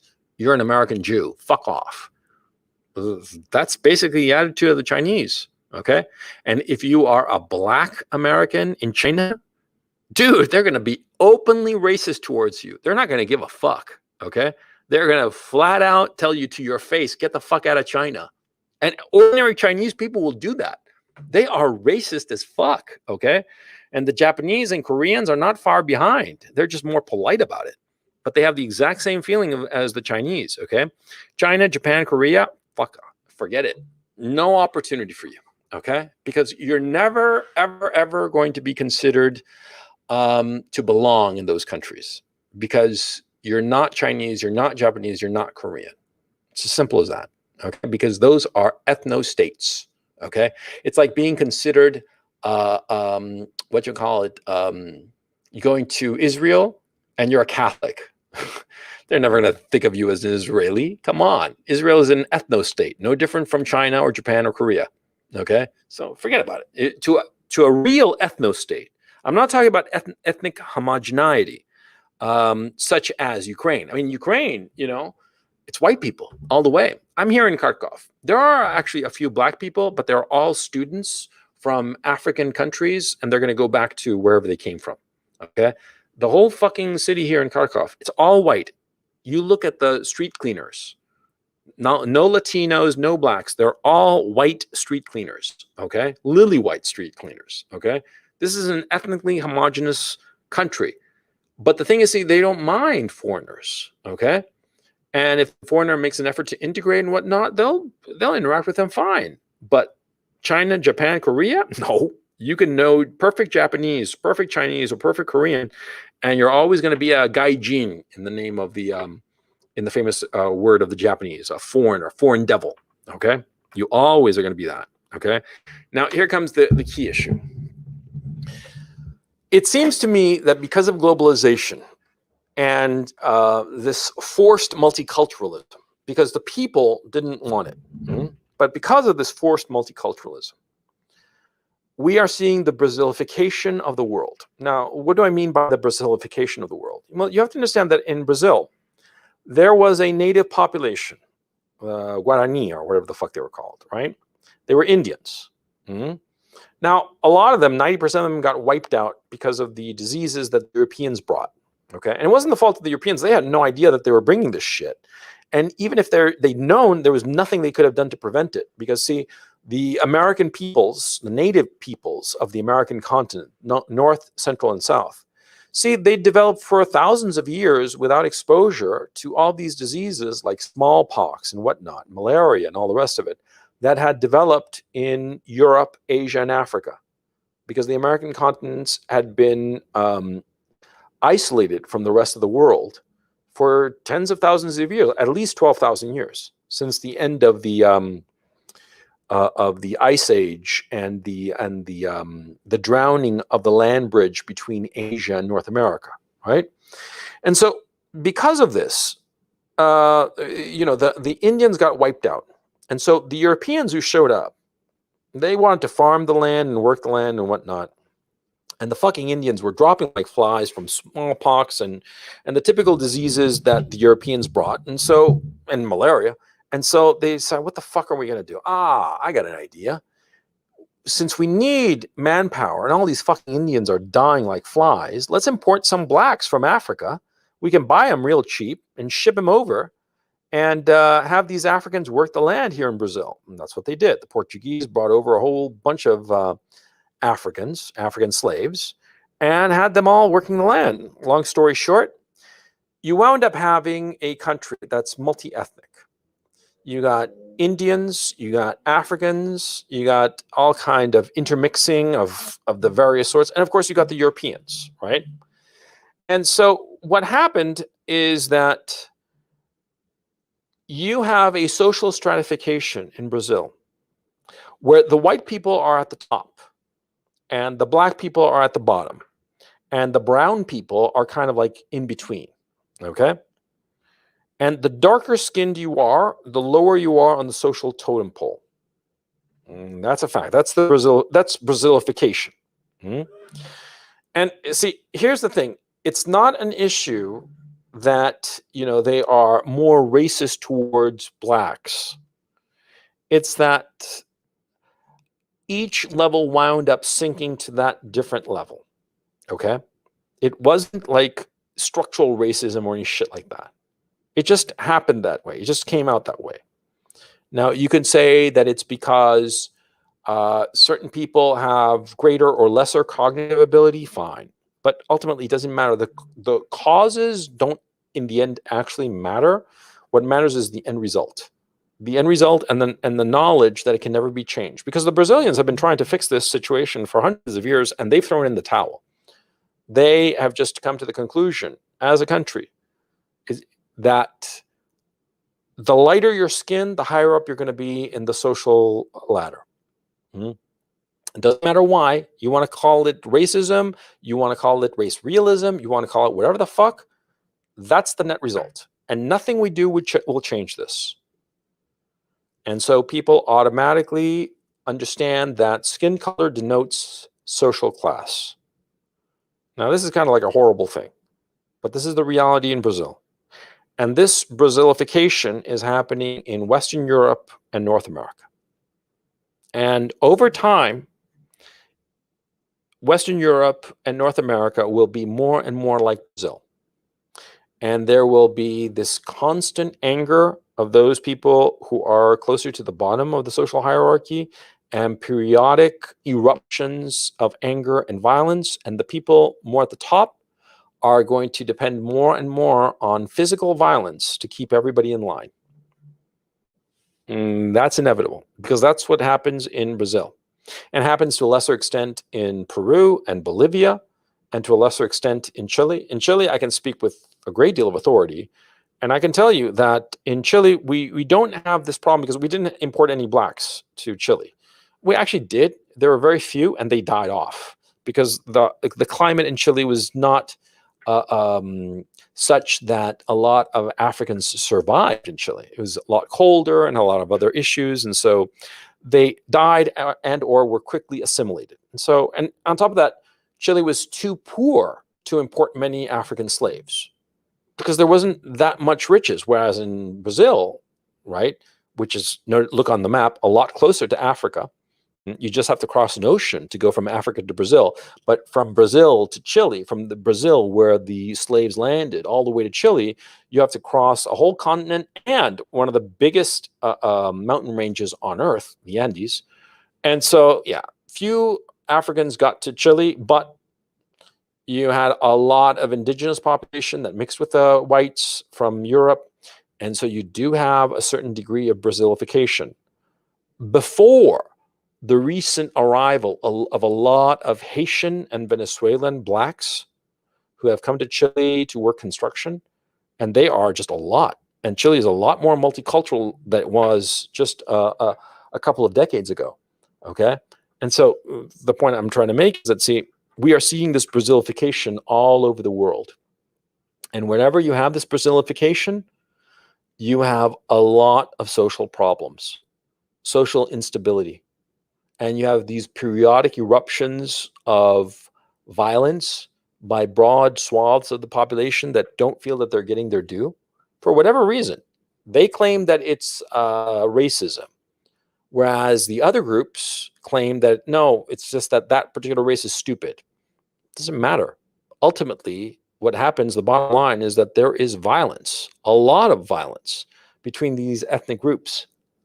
They hate each other, okay? And yeah, sure, individually, they might not hate each other, and individually, they might intermingle and have children, some white guy and a black woman or vice versa. Yeah, and everybody would be happy in that particular family setting, and, good on them. But looking at the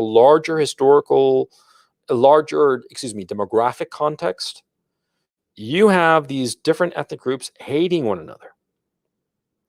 So you got to understand that you don't want to go to a country that is Brazilifying.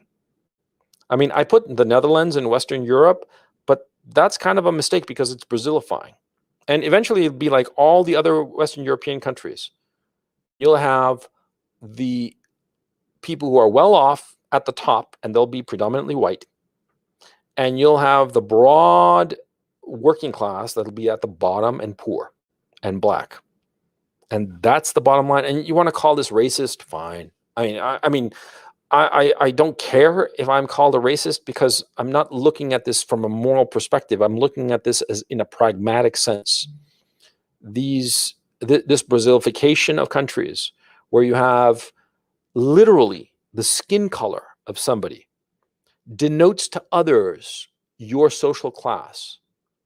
Well, that ultimately leads to a perpetual state of tension, because at the end of the day, people don't like to mingle with people who are not of their own racial composition. Look at the Chinese, the Japanese, and the Koreans. They hate foreigners. I mean, they'll be polite to them and smile to them. Sure, you go to Japan, right? And they'll be very, very nice to you. Yeah, of course. But do you see them importing like large swaths of immigrant population from Africa or the Middle East? Fuck no. The Europeans keep pushing the Japanese to open the floodgates to mass migration, and the Japanese smile and do absolutely nothing. Even the most liberal politician in Japan will never allow that to happen because they're fucking xenophobic. And whatever you might think, you think that xenophobia is bigotry or whatnot, fine. But the thing is, see, in those countries, China, Japan, Korea, Israel, in those ethno-states, which is what they are, you don't have the problems of Brazilification, which you are seeing in the Western countries. And ultimately, Brazilification is the problem you're seeing in America. America is going down the tubes, and America is lost because of Brazilification and an unwillingness to use violence to keep the peace. And because of that, you have opportunists who are trying to use violence to increase their share of power. Okay? It's a horrible situation. It's a horrible, horrible situation. And it's the reason that ultimately America is lost. And it's the reason why, if you are in America, you want to split. You want to split now. And now is the next couple of years is going to be the last time that you're easily going to be able to split. And you think that that's not the case. You think that America, you'll always be able to leave to America no matter how bad things get. And you think that you'll be able to resist. Okay, first of all, you're not going to be able to resist because the military is not going to be on your side. The military, especially as of late, especially with all the purges that are going on in the American military, because ever since the Biden administration started, they have been purging the military to get rid of everybody who is pro-Trump, everyone who is dissident, everyone who even looks askance at the Democrats and the Biden administration and the whole wokester shit. They have been making every effort to get rid of them. And they probably succeeded. The fact that the Joint Chiefs of Staff basically kowtowed to the leftoids pretty much proves that point. So the military is not going to save the United States from this totalitarianism. And what is going to happen is that there's going to be another crisis of some sort, and they are going to use that as an excuse to keep everybody in and not let anybody leave.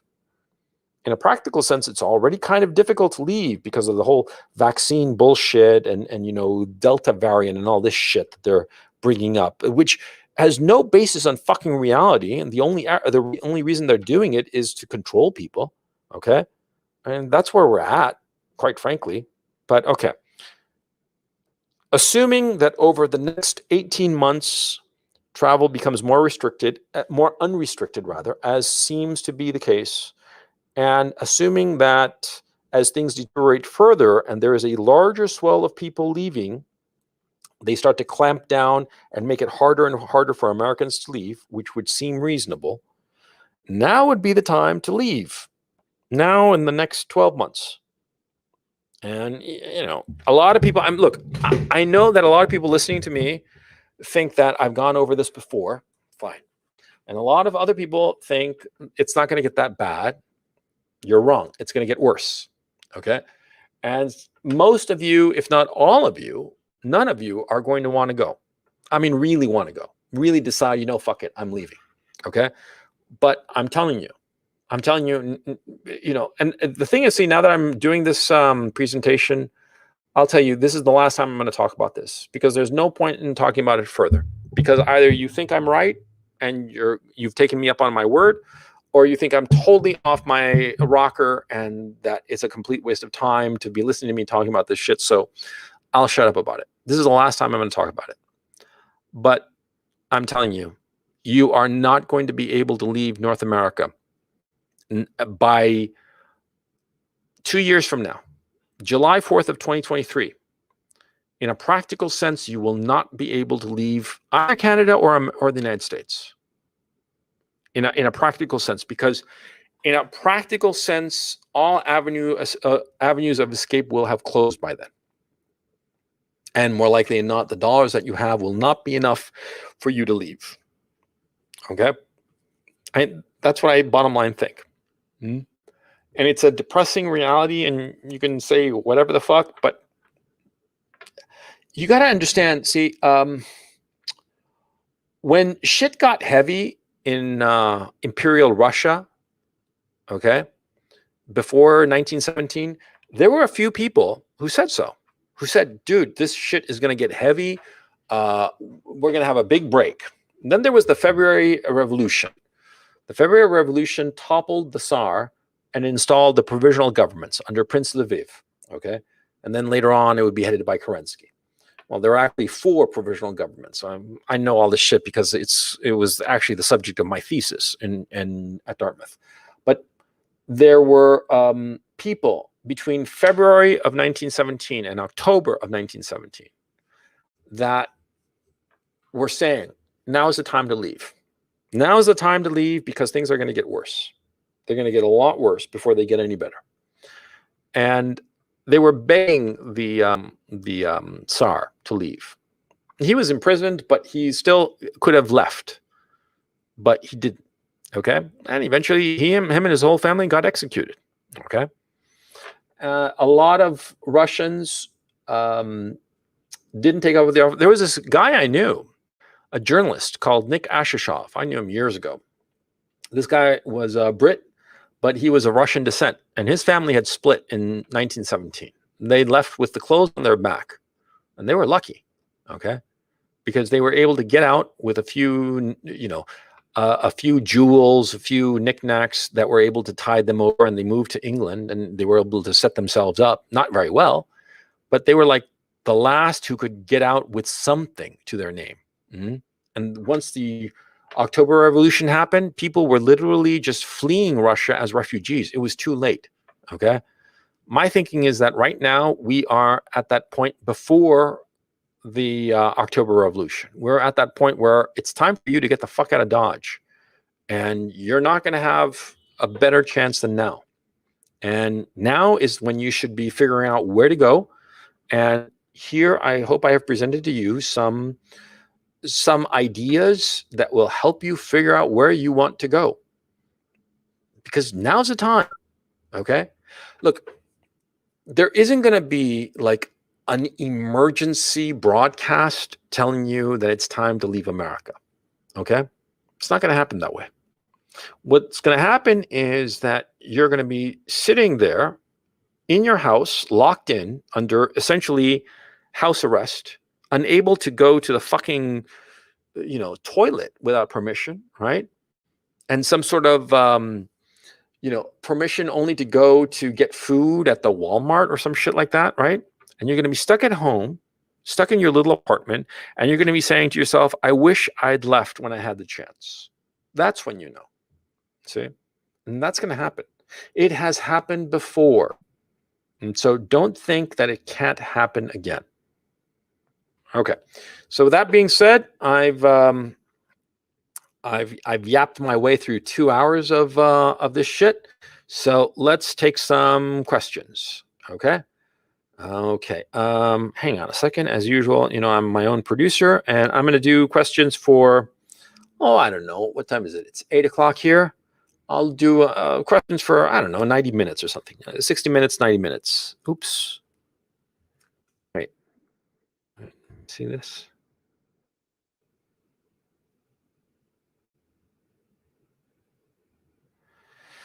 Huh. Okay, let's see if this fucking works. This is a huge... Tell me if that link works. That ought to work. I don't know why it's so big. It's usually not so big. Oh, so it does work. Great, great. Let's bring on Brian. Brian, how's it going? Hey, it's going good. I'm assuming things are good in your world. Yeah, they're doing pretty good, actually. Thanks for asking. Yeah, well, life is good. And I can't believe I talked through 2 hours. So, yeah. So, anyway, what's on your mind, my man?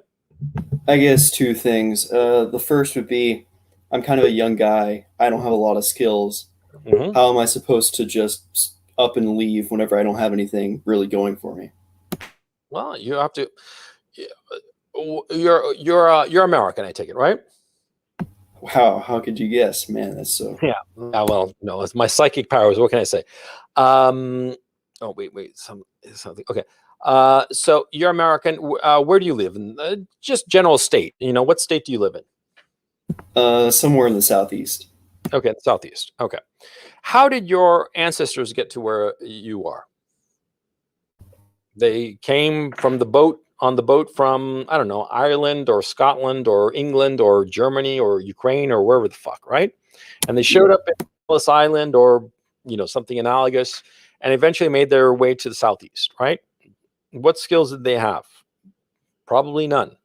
See, when you emigrate, see, you don't have to be thinking to yourself, what skills do I have? You have to be thinking to yourself, what opportunities can I exploit wherever I'm going? Okay. You have to adapt to wherever you're going, not have the place where you're going to adapt to you. You see what I'm saying? Yep. It's not important. I mean, it's important to know, have a skill, sure. Something that, readily marketable, something to fall back on, as it were. But in order to really take advantage of any situation, you have to adapt to that situation and not be thinking so much to yourself like, oh, I can't go because I don't have the skill set or I don't have this or that or the other. Don't think of it in those terms. I think that that's a big mistake. You have to be hopeful that you can land and figure it out. Because what happens is that, remarkably, that is what happens. See, you land wherever you're going and you figure it out. You might not have the skills, you might not have the contacts, you might not have anything rather. But you show up and you just start talking to people, trying to, hustle your way to something. That's how people get through a big change like this. You're young. How old are you? In your early 20s? 19. 19. Okay. Just go. Okay. Whatever you do, it will be an experience that will add invaluable lessons to you. Okay. And staying locked up in your fucking house, wherever the fuck, is going to be of no use. Every day that passes that you are not learning something is a day wasted. And you're sure as shit not going to learn anything if you're on perpetual lockdown, which is what, the American leadership seems to be hell bent on doing. So my suggestion is go. You see? But that's me. I'm very much how can I put it? I've learned from hard experience that, see, you can just go somewhere and you'll figure it out. See, desperation and just the urge to survive is a great thing, and you should experience it. Okay, yeah, that's what I think. I hope I've answered your question. I believe you have. And I have another, I guess, Sure. comment. Well, Yeah. actually, more of a question.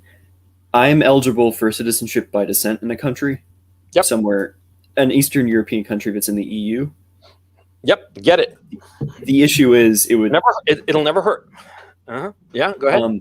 I was for my, I guess my ideal career path was me getting into a career that required a security clearance, and I can't have one of those that and have a dual citizenship at the same time.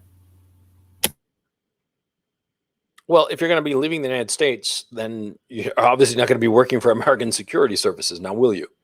Yeah, I guess that's a fair point. Okay. I mean, if you decide to leave, then get the foreign citizenship. If you're not going to leave, then don't.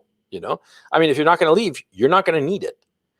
Having a second citizenship is always incredibly useful. Okay, but it's not mandatory. Okay, so you can also just not get it and go. You see what I'm saying? Yeah, I get that.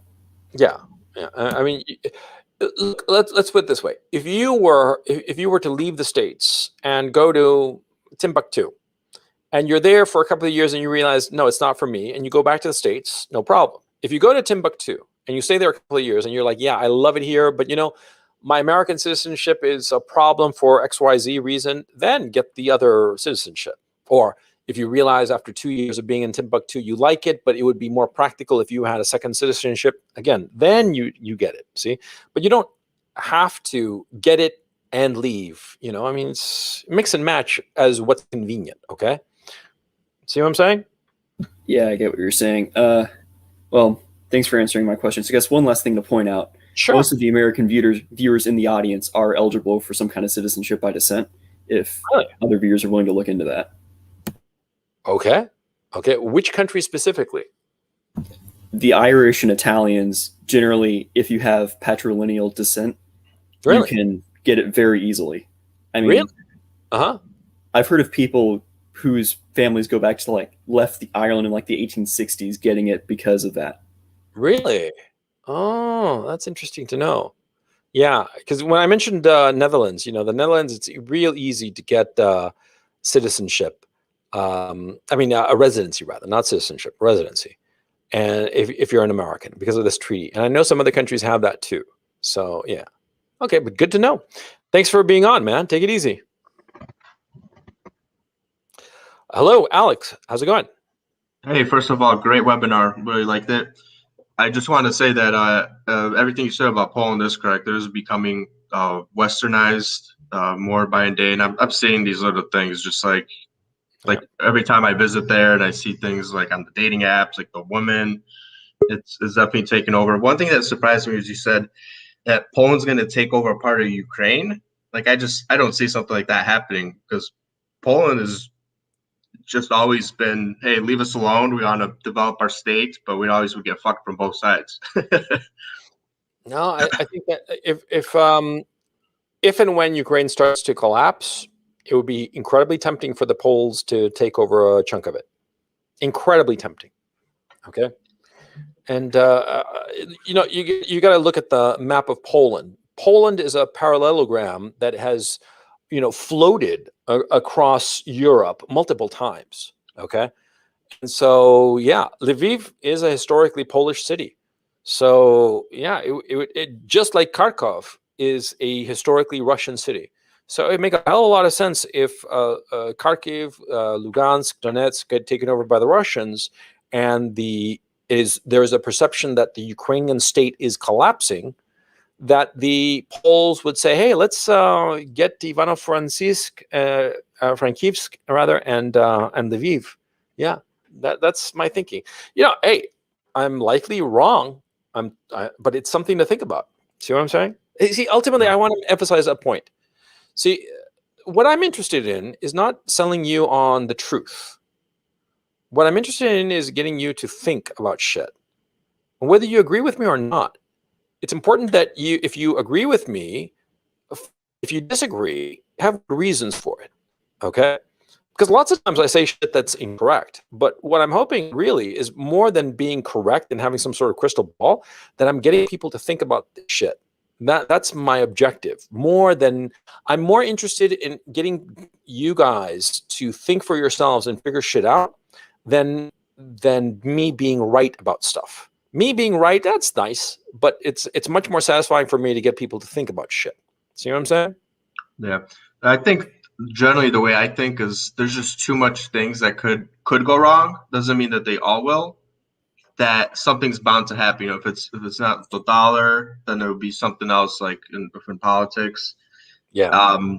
So it's just like it's either going to be this or that. I also ran into the similar problems that Brian has, except I do have that dual citizenship, and I would have to give it up for a job I wanted to do here in the United States, which was fly for the military. So you can only be a citizen of the United States because you need a certain security clearance. But then now I'm starting to look at it, I'm just like, I don't know if I'm going to give up that position of something that's valuable and trade it in for something that looks pretty bleak in the near future. Yeah. I don't know. I mean, like, I personally would not want to be working for the American military or American security apparatus. Just like I wouldn't want to be working for like the NKVD back in the day or the KGB. I personally wouldn't want to be a part of that. And it's up to each person. There's a saying in Spanish, that a shoe squeezes each foot differently. I'm not translating it very well, but you see my point. See, if you decide that that's the path that you want to take in your life, sure. But I think you got to keep in mind that if you join these security services, you're not going to be protecting people. You're going to be suppressing people, because that is clearly the job of the American military and the American intelligence services. They're not about protecting Americans. They are about protecting the government from Americans. That's the point of them. Okay? Edward Snowden pretty much proved that. And the behavior of a lot of security services and the military as of late pretty much points to that. They are there to protect the government from the people. They're not there to protect the people. One more question about moving to different countries since you've been to so many. How does like the credit system work in each different country? Like if you want to secure a mortgage or a car loan, are you essentially at like a separate credit score wherever you go? Yeah, well, it's different for each country, and of course, you have greater access to credit to the degree that you've been in some place and you have a job in some place with a payment history in that particular country. Okay, It's just like in the States. Okay, you graduate from high school and you don't have any credit history because you haven't had any job. Maybe you flipping burgers or whatever, but that's it, right? But the more you work, the more it builds up to your credit history. But of course, you have to be legal in the country, i.e., a resident of that country, not just a tourist, and you have to have a bank account in that country. Okay, that's the way you get it. But pretty much the same as in the States. See what I'm saying? Yeah. Yep. Cool. Okay. Good talking to you, Alex. Take it easy. Hey, Turner, how's it going? Hello, Turner? Hey, Coach. Yeah, I can hear you. Thanks for the webinar. Even though we talked about this topic a couple of times, I appreciate you making actual recommendations here. I'm not going to talk about it anymore. I mean, because people, because I don't want to be like a broken record, right? And I'm very sensitive to what you all think of the topics I do and stuff like that. I'm not sensitive as to what I say and whether you agree with me or not, because like I said, that's not the point of what I'm doing. But I am sensitive of doing topics that you all appreciate. And if you're sort of like tired of it or I've been doing it too much, then, I'll skip it. And I'm realizing that perhaps it wasn't the wisest choice to do it again. But then again, it was like 4th of July, so I might as well do it. And so there. But like I said, I'm not going to do it again. So anyway, what's on your mind, Turner? Yeah, well, just a quick note on that. In contrast to everybody else, I would actually encourage you to continue talking about this if it's one video or something on Telegram. Things are changing so fast and we kind of need a constant reminder and political updates. I think just having clear-eyed perspectives, discussions on it's going to be very helpful. So yeah. I would certainly encourage it. But going to my question, I am of South Asian Indian origin. And if you squint a little bit, I could probably pass for Middle Eastern with a beard or even Latino if I end up shaving. I'm not using that against me, but at the same time, I'd be kind of delusional to not acknowledge that, hey, being a 5'7" Indian man has its limitations. You're kind of at the butt of many jokes, but then you also have women not really giving us too much time of the day, so I kind of get it. Yeah. So my question is, if you were of Indian origin, what might your strategy be? What countries would you consider? How would you work around these stereotypes as you're Eastern Europe? Eastern Europe. Yep. Why would you say that? Well, because see, you're going to be, they're going to obviously realize that you're not Eastern European, right? Because you're going to be short and you're going to be like this little brown guy. Okay, I'm saying it as a medium-sized brown guy. Okay, and what you call it? But the fact that you speak perfect English and all the rest of it. They'll treat you well because they'll view you as an educated whatever, okay? And and there won't be any kind of like racial belittling of you, which because of the Brazilification of the world will happen in a lot of other countries that are becoming Brazilified, like Western Europe and whatnot. See, the fact that Asians are being discriminated against insofar as educational opportunities, that's only the beginning. There's going to be more of this, and do keep in mind that it's racism against Asians or South Asians and East Asians, and it's just going to get worse and worse. Okay, but in a country like Eastern Europe, or not a country, but like in a region like Eastern Europe, it's not going to play. There are going to be other factors at play, and so you'll probably get a lot more advantages out of it. See, that's why I would recommend Eastern Europe for you. Yeah. Perfect. Yeah, I've been looking at Georgia. Ukraine is certainly on the list. Also considering Philippines, although that's more South Asian, it's more it plays better towards European people of European descent. But I'll give it a shot and see how people react there. Yeah, see, if you're going to be a fish out of water, then go to a place where you're really a fish out of water to take full advantage of it. If you go to the Philippines, there are a lot of other small brown people there, right? So you're just going to be one more. So you're not going to stand out that much. Here in Ukraine, everybody's fairly tall. They're very clearly European, white, and so you'd stick out, and that would be to your advantage. Okay, because remember, sticking out is always to your advantage. Okay, the idea of like blending in, that's not necessarily a good thing. On the contrary, sometimes it can be a bad thing. And so really sticking out, Yeah, it can help you. It will give you more opportunities. Think of it in those terms. Okay. great. If I may ask, Sure. How would you take advantage of standing out in these sorts of places? Do you have an example? If you can share one or two. Yeah, go to a place where you don't obviously fit in. If you were to go to the Philippines, because of your physical description and your height, you'd blend in. But if you go to like Eastern Europe, like Ukraine, you don't blend in, not at all, and that would be to your benefit. You see? Yeah, that makes sense. Yeah. Take it easy, Turner. All right, thank you. No problem. Hey, Sharma, how's it going? It's good. Can you hear me? Yeah, I hear you fine. What's on your mind, man? Okay, so what would you suggest to someone like me? I'm basically from India, but I'm been in Canada and trying to work out my permanent residency for nearly about 7 years, and I've spent obviously a lot of resources. So at this point, I see that what you're saying is true. What would you suggest to me? Because my resources are basically exhausted. I have pretty much put a lot in it. So to get back, pretty much, it's going to be difficult, but I want to hear your suggestion on it. Dan, 7 years, and you're still not. You don't have a permanent No, residency in Canada. no, but I am legally here Oh, yeah, because, I understand that, but yeah, 7 years, you have like a short-term visa at this point or something like that. yes, I have. But it was because my stupidity. I didn't was thinking straight, was young, was like doing all other things, but like working single-mindedly on this, so I didn't get it. Mm. Um, I don't know where you can go with a Indian passport. Pretty much not many good places. Not many good places. Okay.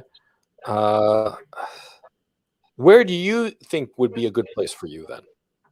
My plan was that even now, I'm thinking that within a year or two, like you said, it's gonna be a shit show. So get the residency here, like go all in, and then follow your plan, the country you suggested. Well, then that sounds like a good plan, actually.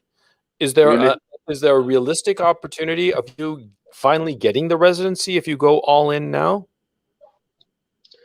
I have to speak to some high pro. I've got a lawyer, but the time I got the lawyer, your post wasn't up, so I got into the one man firm thing, Yeah. and I realized that it was a big mistake, and I didn't had like the comparison, like which lawyer is better, which wasn't. And now I'm trying to get a high profile lawyer, and I'm trying to like figure out how do I get it, and that's what I'm struggling with right now. If I can get a high profile lawyer, then I can give the money and find something that's like a solid advice, somebody who is competent and can give me like a If you got married to a Canadian woman, could you get residency or permanent residency immediately? within a year or two. Yeah, Is that a possibility? I have a girlfriend, but I don't like her that much to be marrying her. Okay. Okay, dude, I have to tell you, I have no idea about your situation of how to fix it. And for me to give you any kind of advice about that, it would be irresponsible on my part because I don't know anything about residency or visas in Canada. I've been to Canada, but on a US passport, and just it was like there. I think it's like 90 days out of every 180 days. That's how long you can stay if you're an American citizen in Canada. But yeah, I've been there lots of times. But the whole visa thing was never an issue for me. So I have no idea what to do, what advice to tell you. And your situation is, as an Indian, where to go? Again, with an Indian passport, it's really fucking hard, because I can speak to you if you had an American passport or Canadian passport of where to go. But my thinking is that if you've been 7 years there in Canada, you should expend every effort and exhaust every avenue to get a permanent Canadian residency first. Get that. I mean, you're closest to that than to anything else. So it makes sense that since you're there and you're working, presumably, right? Yeah. That you do everything possible to get that, and be as adamant as possible to get that with the attorneys that you consult, because you're there and you're so close to it. See?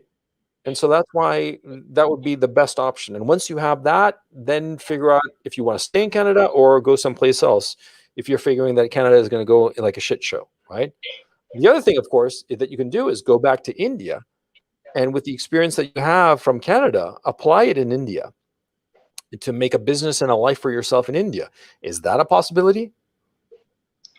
I don't think so, because when I left India, it was really difficult circumstances that I wanted to get rid of, Yeah. like gang violences and all those things. And if I go back there, I have to first fight that, and most likely I don't have the power, like those political connections or those things to survive it. Then But get besides your Canadian residency. Get your Canadian residency.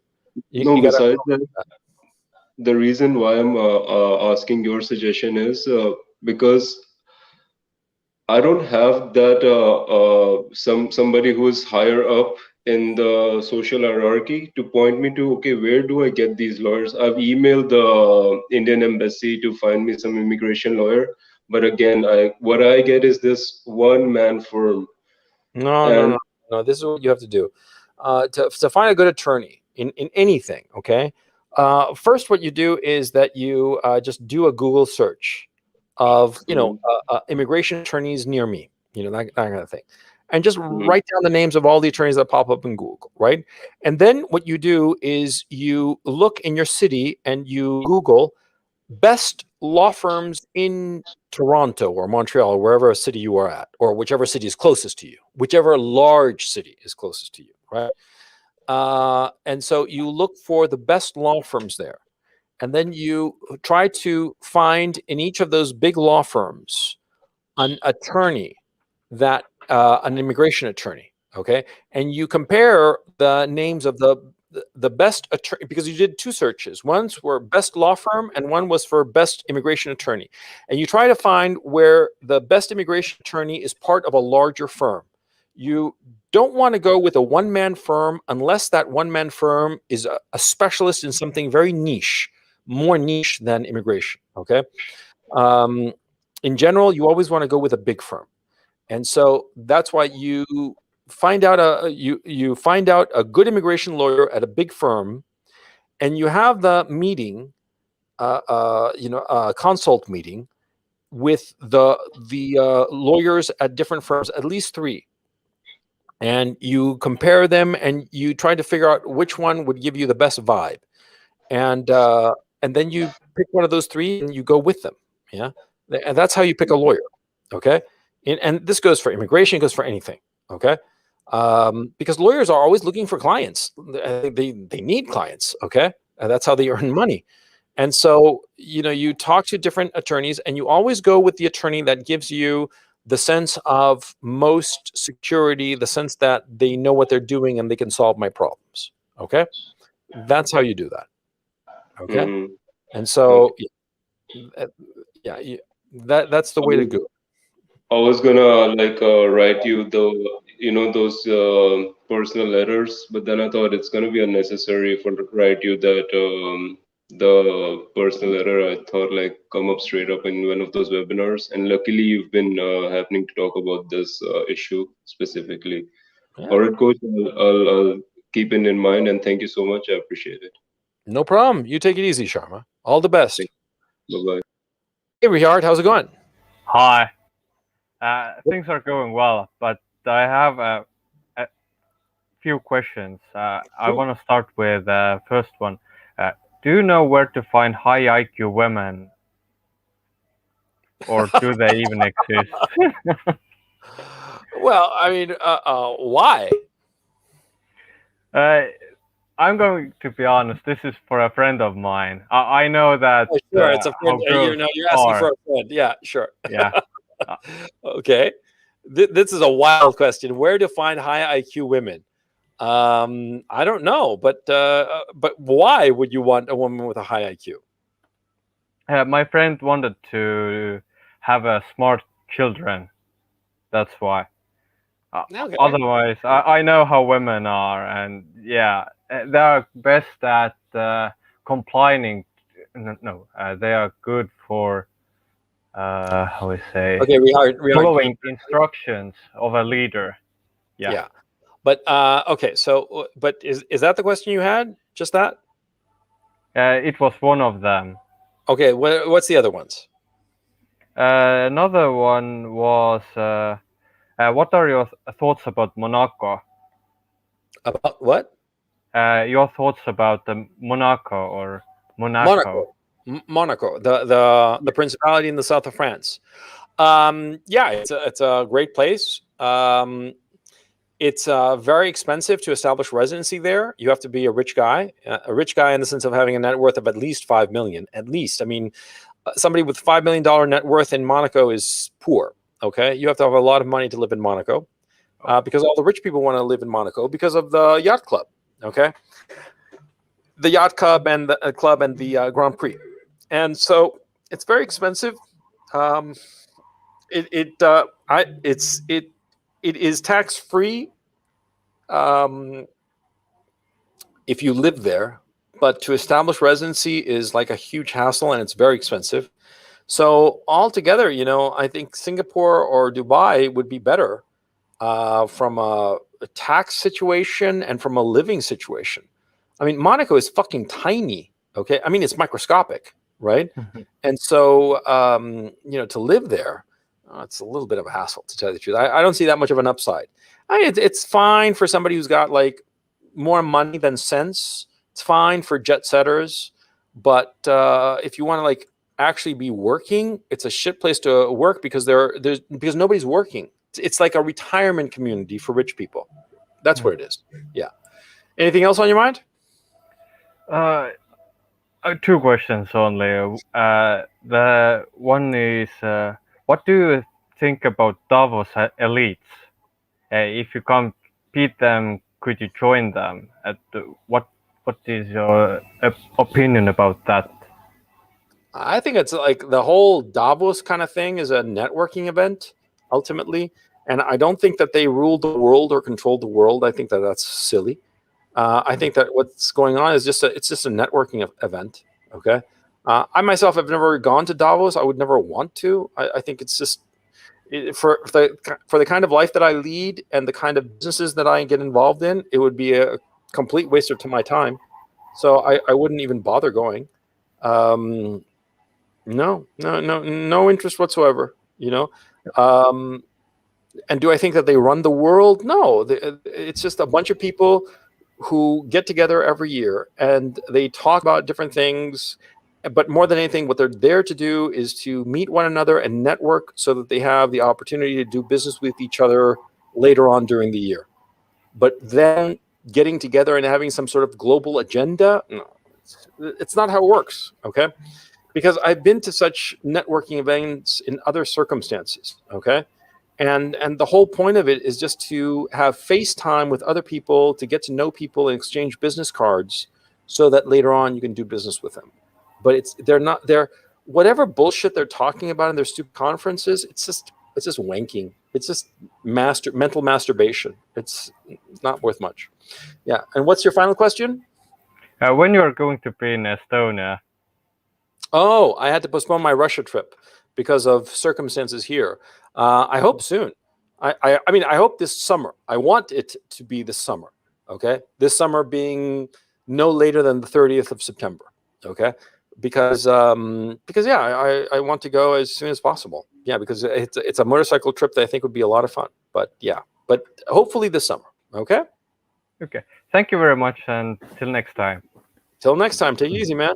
Hey, Chriso, how's it going? It's going well, Coach. Thank you for quite a detailed webinar. There's a lot of value added to that. Ah, thanks very much. A lot of things to unpack. First of all, greetings from Canada.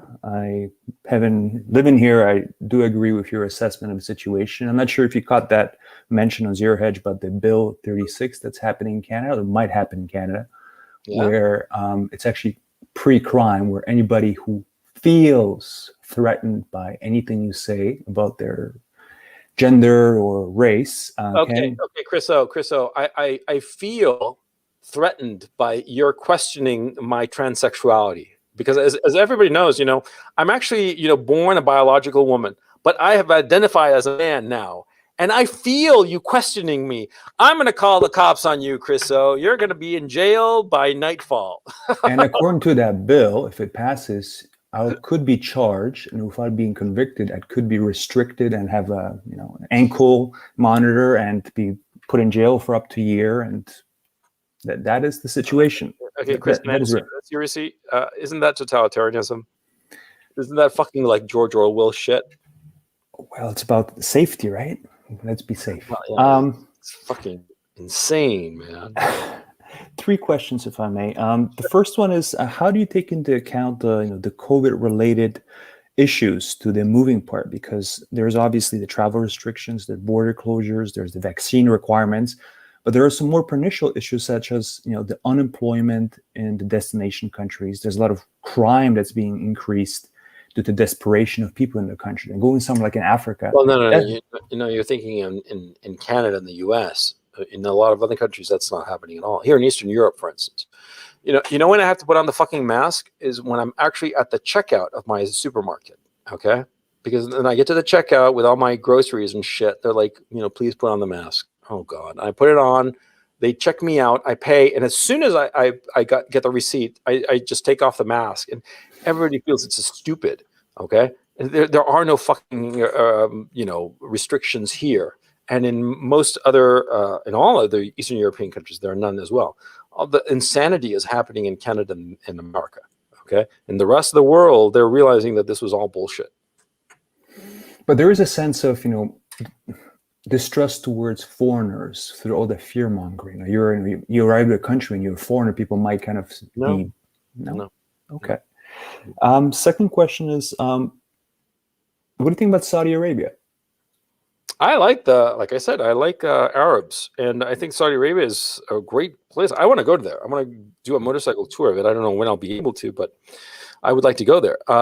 Insofar as Saudi Arabia, yeah, but see, the problem with oil-rich Middle Eastern countries is that because of their oil riches, it's not a cheap country. Okay, it's going to be very expensive. Okay, so moving to Saudi Arabia. Very interesting, fascinating, really. I mean, I'd love to be in Mecca for a while and check it out and the whole thing. I'd probably, I'm not going to say what I would probably try to do, because I'd just be very curious. But the serious point is that it's an expensive country because of the oil, and because it's Saudi Arabia, they have to import everything, food and whatnot. And I don't see the bang for the buck. And it would be more worthwhile to go to Dubai than Saudi Arabia. Or let me phrase it, to live in Dubai rather than live in Saudi Arabia, because in Dubai you'd have a lot more business opportunities. Whereas in Saudi Arabia, it would be a lot harder because, first of all, you're unlikely to speak Arab. Arab. And and whereas in Dubai, everybody speaks English. It would be a lot easier to get into the business world in Dubai. See? So that's my thinking. I mean, I'm not against Saudi Arabia. I like it. But as a practical matter, especially if you don't have much resources, it's a horrible place. Few opportunities, because also all of the opportunities in Saudi Arabia, they've been squeezed out. It's a lemon that's been squeezed, or an orange that's been squeezed. Pick your citrus metaphor. But whereas Africa, that's a lot more opportunities now, isn't it? See, but that's my thinking. Okay, the final question is, no, the overarching theme of this is about migration. Now, here we're talking about migration from the West somewhere else, but pre-COVID, the migration was a huge issue, international issue, especially going to Europe. Now it's no longer any issue. What are your thoughts about that? Has this migration been solved? Is it going on, but it's not being reported? No, well, first of all, it's still going on. Not as much as certainly going on in the States. It's worse than ever. Insofar as Europe is concerned, it's still going on. But there's no mention in the news, nothing. Yeah, I know. The issue also is that, see, with all the shutdowns and all the loss of jobs and so forth, with all the unemployment, what are these migrants doing? Okay. I personally think that the whole mass migration shit is a fucking disaster for Europe and the United States and Canada. But, they decided, and there was no, the people were not consulted, and that's that. And so you have to deal with it. Now, as far as I know, it's still going on, and that will just lead to more Brazilification of Europe. But why is it no longer reported upon? Well, dude, the press, man, the media, they're just pieces of shit, They only report, the reason that the media is just a bunch of pieces of shit is because the media landscape has been destroyed by social media.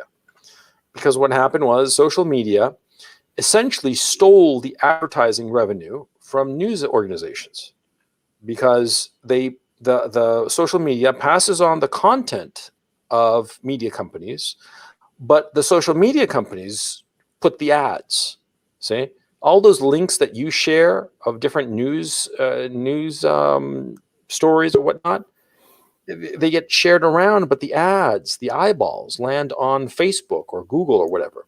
Okay, and so that's how journalism has been destroyed. So the people who are still surviving in journalism, how are they surviving? By basically cutting deals with the people in charge and getting special access. Why do you think CNN, for instance, and all the mainstream media gets priority access on Google? See? Because they cut deals. Okay?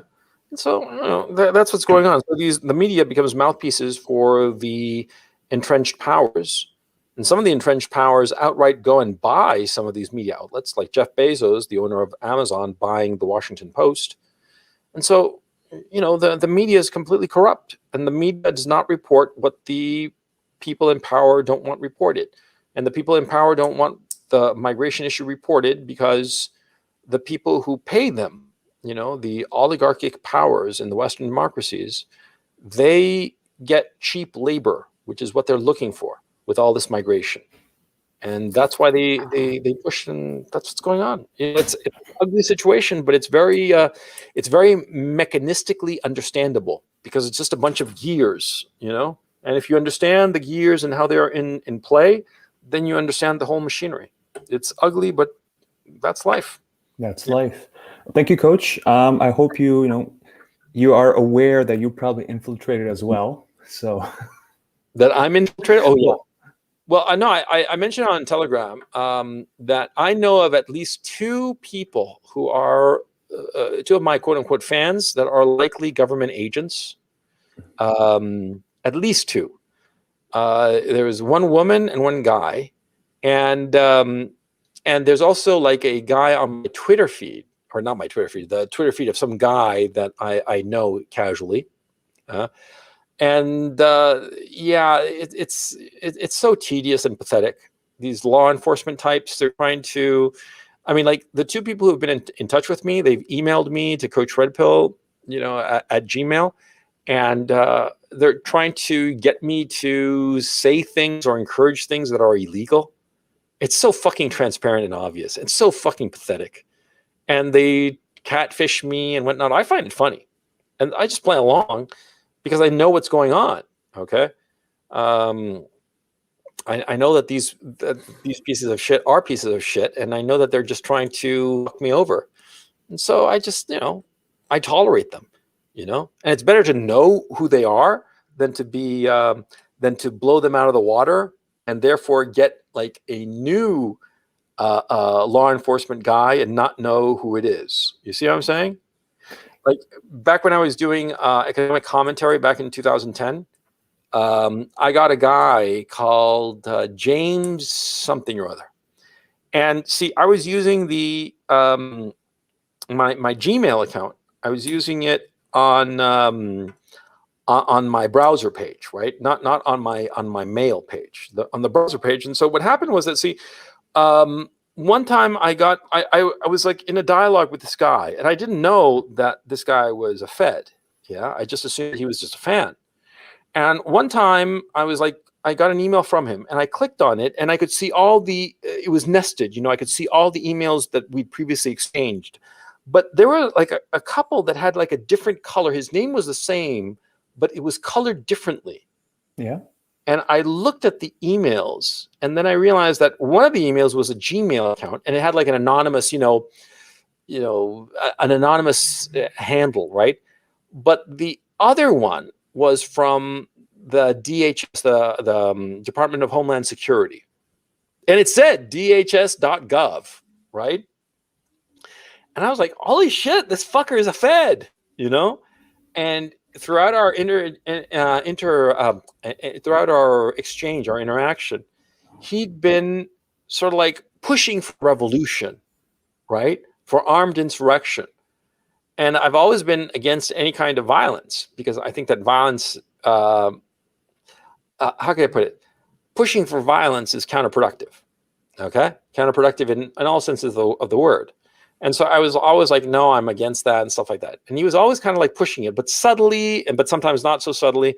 And then I realized what happened. See, that this idiot probably had some mail application with multiple mail addresses.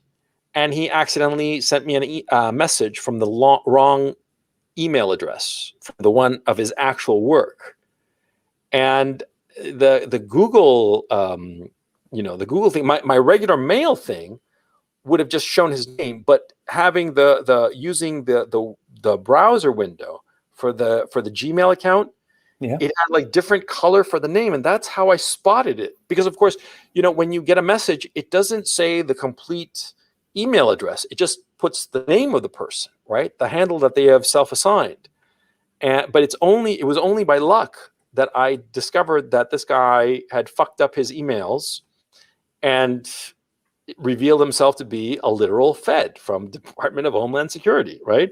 And that's when I realized, man, these fuckers, they are looking to start trouble for any online influencer. I personally think that what their aim is to get the guy, the target, in this case me, to say something that later on they can say, look, you said this and this is illegal, and you can get in a lot of trouble, but we can make this all go away if you say this or say that, or play ball with us.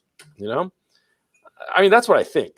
Okay, I think that these fuckers are just pathetic. Looking to start trouble for somebody just so they can fulfill their quota. They're no different from the fucking NKVD that used to ship people to the gulags for no other reason, not because they were guilty, but because they just needed to fulfill a quota.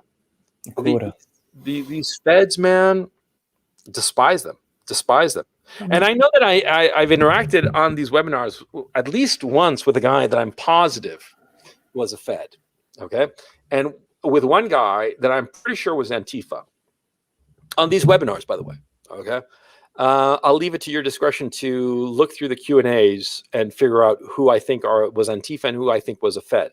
But I sort of like looked into them later by their email address. And I'm like, yeah, this fucker is probably Antifa and this fucker is probably Fed, The point is not whether participants here are on, and I'm not talking about the infiltrators, but the rest of the participants are on some sort of a list. The point is what the repercussions may be for anyone participating here as just as a listener to you. I don't think there's going to be any repercussion to any participant. See, because also a participant's involvement is very limited. And the thing is, see, what I say, none of it is violent. I'm not advocating for any kind of violence. I can float some crazy ass idea I might have, but you guys have never heard me advocating for any violence or or advocating for any action except a personal action that would improve your own lives, right? I mean, Chris O, I'm asking you honestly, have I ever said anything that could be remotely interpreted as incitement to anything? No, but a lot of your words can be bent. I mean, you have made some comments, not necessarily here, but on other videos that, very sensitive people could have very strong feelings about. Oh yeah, sure. But the thing is, see, you can, if you take it out of context, sure. Some sound clip, sure. But if you just, listen to the whole thing, I might come across as an asshole, but not a person who's inciting to any kind of violence or criminality, anything of the sort. I've always been against any kind of crime. And like I say all the time, that those bastards who are paying off doctors to fake ID vaccine, to fake vaccination cards, I think that they're disgusting and despicable, and you should stay away from them. Yeah. I mean, I've always been of one line. I'm always in favor of following the letter of the law. Thank you, Coach. I'll let Italo have his turn. Okay, take it easy, man. Bye. Hey, Italo, how's it going? You there? Hello, Gonzalo. What's up? How's it going? What's up? What's on your mind? Can you hear me? Yeah. Can you hear me? I hear you fine. Go ahead. Thank you. Yes, interesting webinar today, Gonzalo. Yeah, I just wanted to ask you a couple of questions. Well, I think it's just one. I don't know if you saw right now, or you were aware of the French elections, I think 2 weeks ago, and it's like 70% of the electoral people that could vote did not vote. So Yes. how would you interpret that? Well, it seems that from what I understand, Le Pen, Marine Le Pen, is not bringing the fire. She's trying to be more conciliatory because she thinks that by being seeming to be more moderate, she will succeed. And that's a mistake. I think that what she has to do is go full on and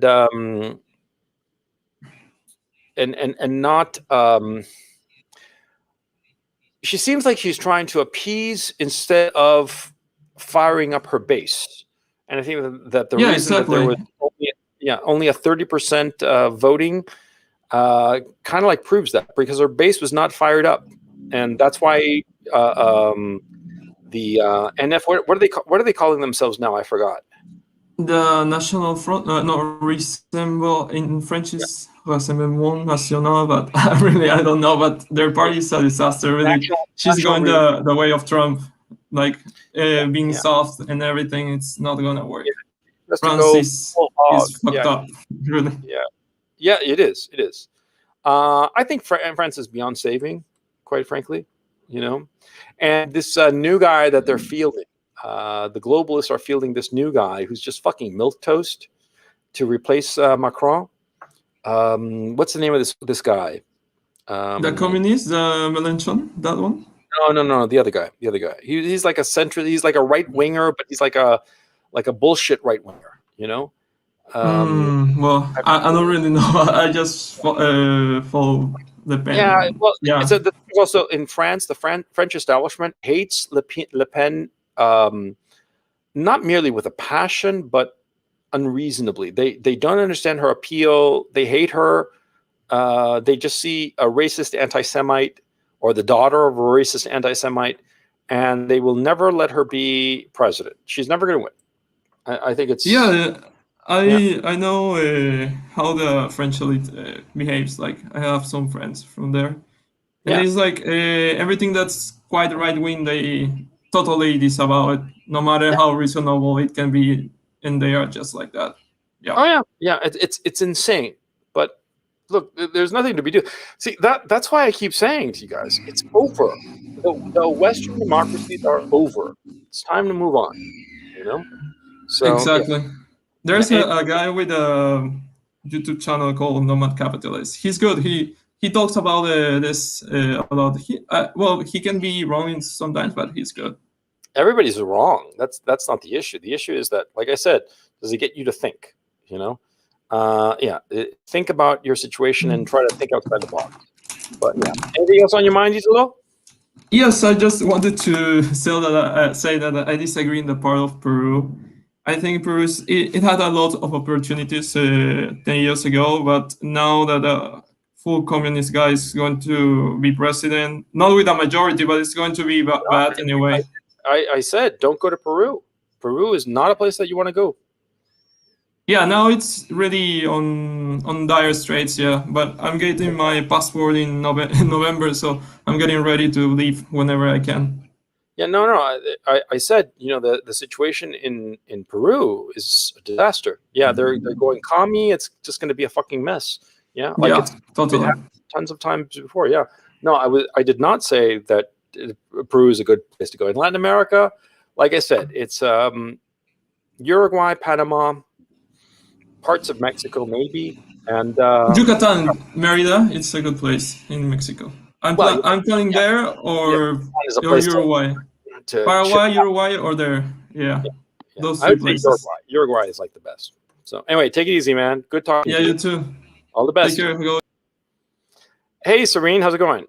Hello. Can you hear me? Yeah. What's on your mind? So before I get started, I'd like to sort of clear my name from last time, mostly for the practice. I think I left the impression that I was, some poor incel who thought money and women would solve my problems. And so I just wanted... Don't worry about it. Okay, great. I wanted to ask... Well, first I wanted to say, I was a great webinar. I think this was a great webinar. I'm glad you did this again, and I think it answered some of the questions I had about a few places and countries probably better than you would have answered them if I had asked myself. Okay. But I wanted to ask along the lines of how to go. Do you have any advice for hitting the ground running, essentially? Well, in every place that you go to, you should go at least once on a reconnoitering mission. Okay? Yes. I'm planning. I live in the northern United States, and I'm planning on taking a trip during both the winter and the summer to 2 other places. My brother, who I'm very close with, and I think whatever we do, it's good to have family with you, has been to Panama, so he likes it as a possibility. And Panama's great. There are a lot of opportunities in Panama. Yeah. So travel first. Anything else? No, just reconnoiter the place and meet as many people as possible. And before you go, reach out to as many people as you know and tell them that you're going to whatever country and ask them if they know anybody there. And you'd be surprised. Lots of times they'll say, no, I don't know anybody, but I know somebody who does. Okay. All right.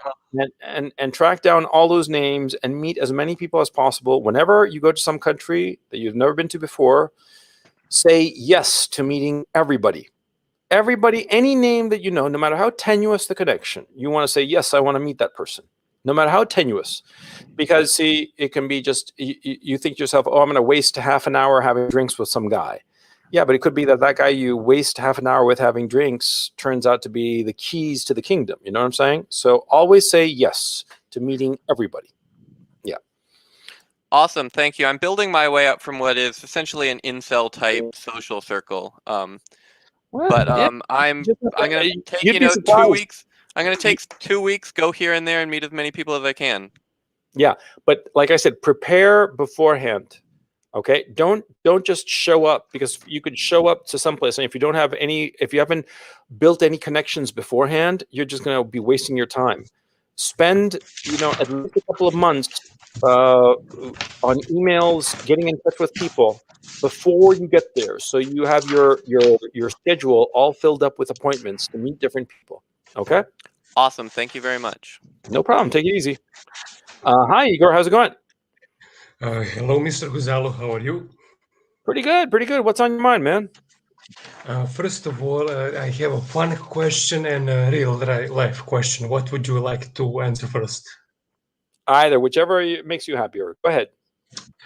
First, how does one start a family before the age of 35? You said that we should start family later in life when we acquire the resources, but the problem is when your generation has low testosterone count, and as you see, the fertility is going down because bad air quality, bad water quality, all kind of stuff. Everything that can go wrong goes wrong. So how can one start family at 35? I don't understand the question. When you don't have the money, how do you balance the family, the business when you're young? Well, it's harder, okay? Because when you're younger, you ought to be spending all of your time devoted to building your business, making your moneymaker, So that should be taking up most of your time. And if you, if you're chasing women at the same time, one or the other is going to suffer, okay? So yeah, you have to pick one or the other. That's why I always think it's better to wait to get married and build your moneymaker first. And then once you have a steady income and everything's copacetic on the money front, then you go and build a family. That's my thinking.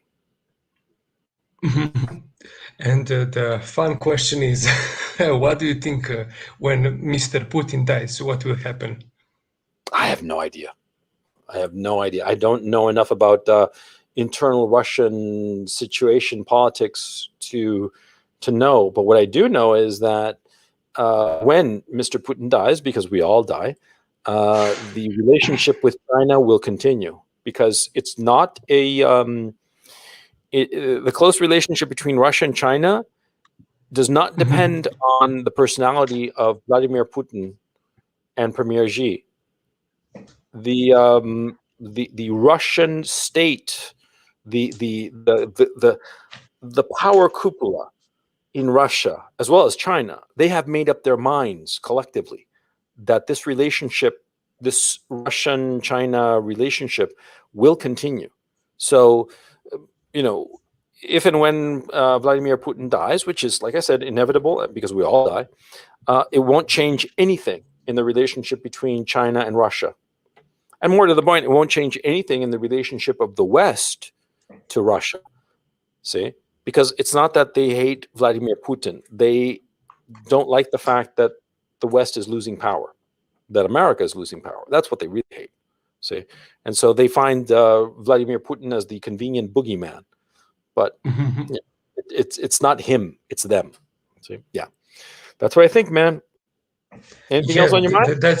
That's about it. Am I white because I'm from Russia, from Eastern Europe? Do African people consider me white? Yeah. Well, when you look in the mirror, when you take off your shirt, okay, what's the color of your skin to you? White or black? I'm pretty pale. Pale as the cheese. Yeah, that would be that. Yeah. I think it's you're the best. Yeah, I think the whole thing is stupid. Okay, but that's the reality, man. I mean, what do you want me to say? It's just the reality. Take it easy, man. All the best. Bye. Hey, Piotr, how's it going? Hi, Coach. Do you hear me? Yeah, I hear you fine. What's on your mind, man? Well, long time ago, we make a video about buying the property as a way of securing your pension plan, let's say. Yep. I'm at the, weeks before I'm about to complete this plan. Good. More or less thanks to you. And generally, I'm a little older than most of your viewers. I'm in my mid-30s. And now I think, should I leave Poland for something better? And I should mention that I can work remotely, and lately there's a lot of,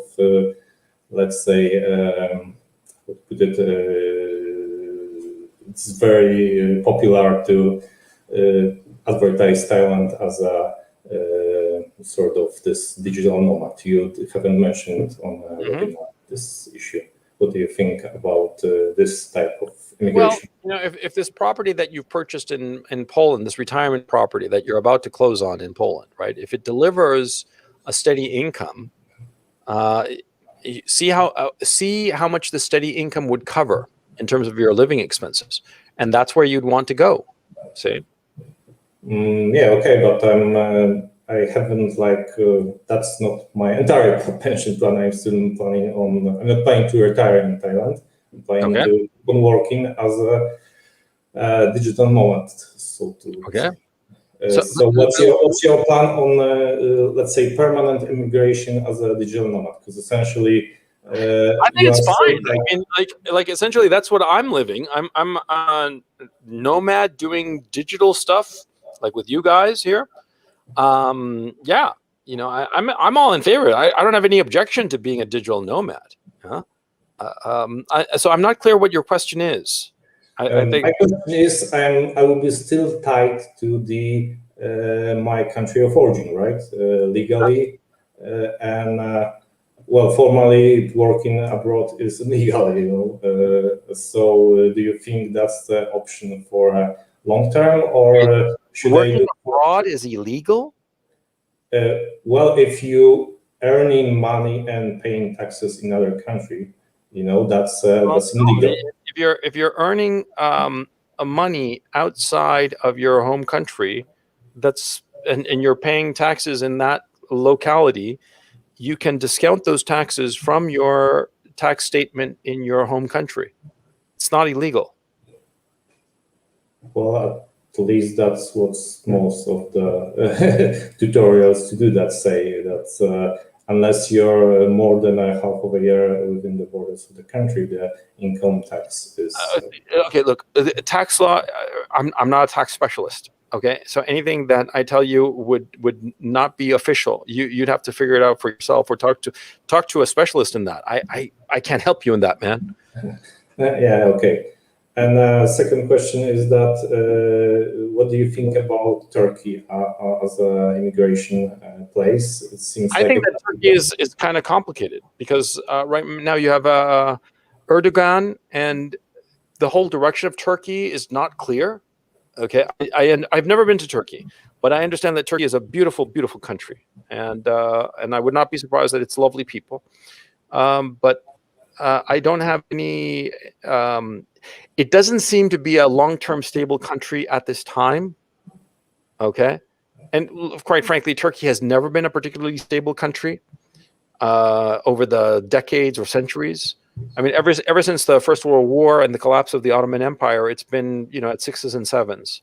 So I personally would not see it as a destination to move to and live in, because it seems to have like too much stuff going on. And also, I would think that any kind of business opportunity or advancement opportunity has already been played out in Turkey, and that's why I wouldn't really see it as a destination. But that's just me. You know, I don't know. Okay. Okay. Thank you, Coach. Take it easy. Hey, Guido, how's it going? Hi, Coach. Thank you for having me in. Can you hear me well? Yeah, I hear you fine. What's on your mind, man? Well, I'm a foreigner in Chile. I've been here for 2 years already, and feel like I have reached stagnation.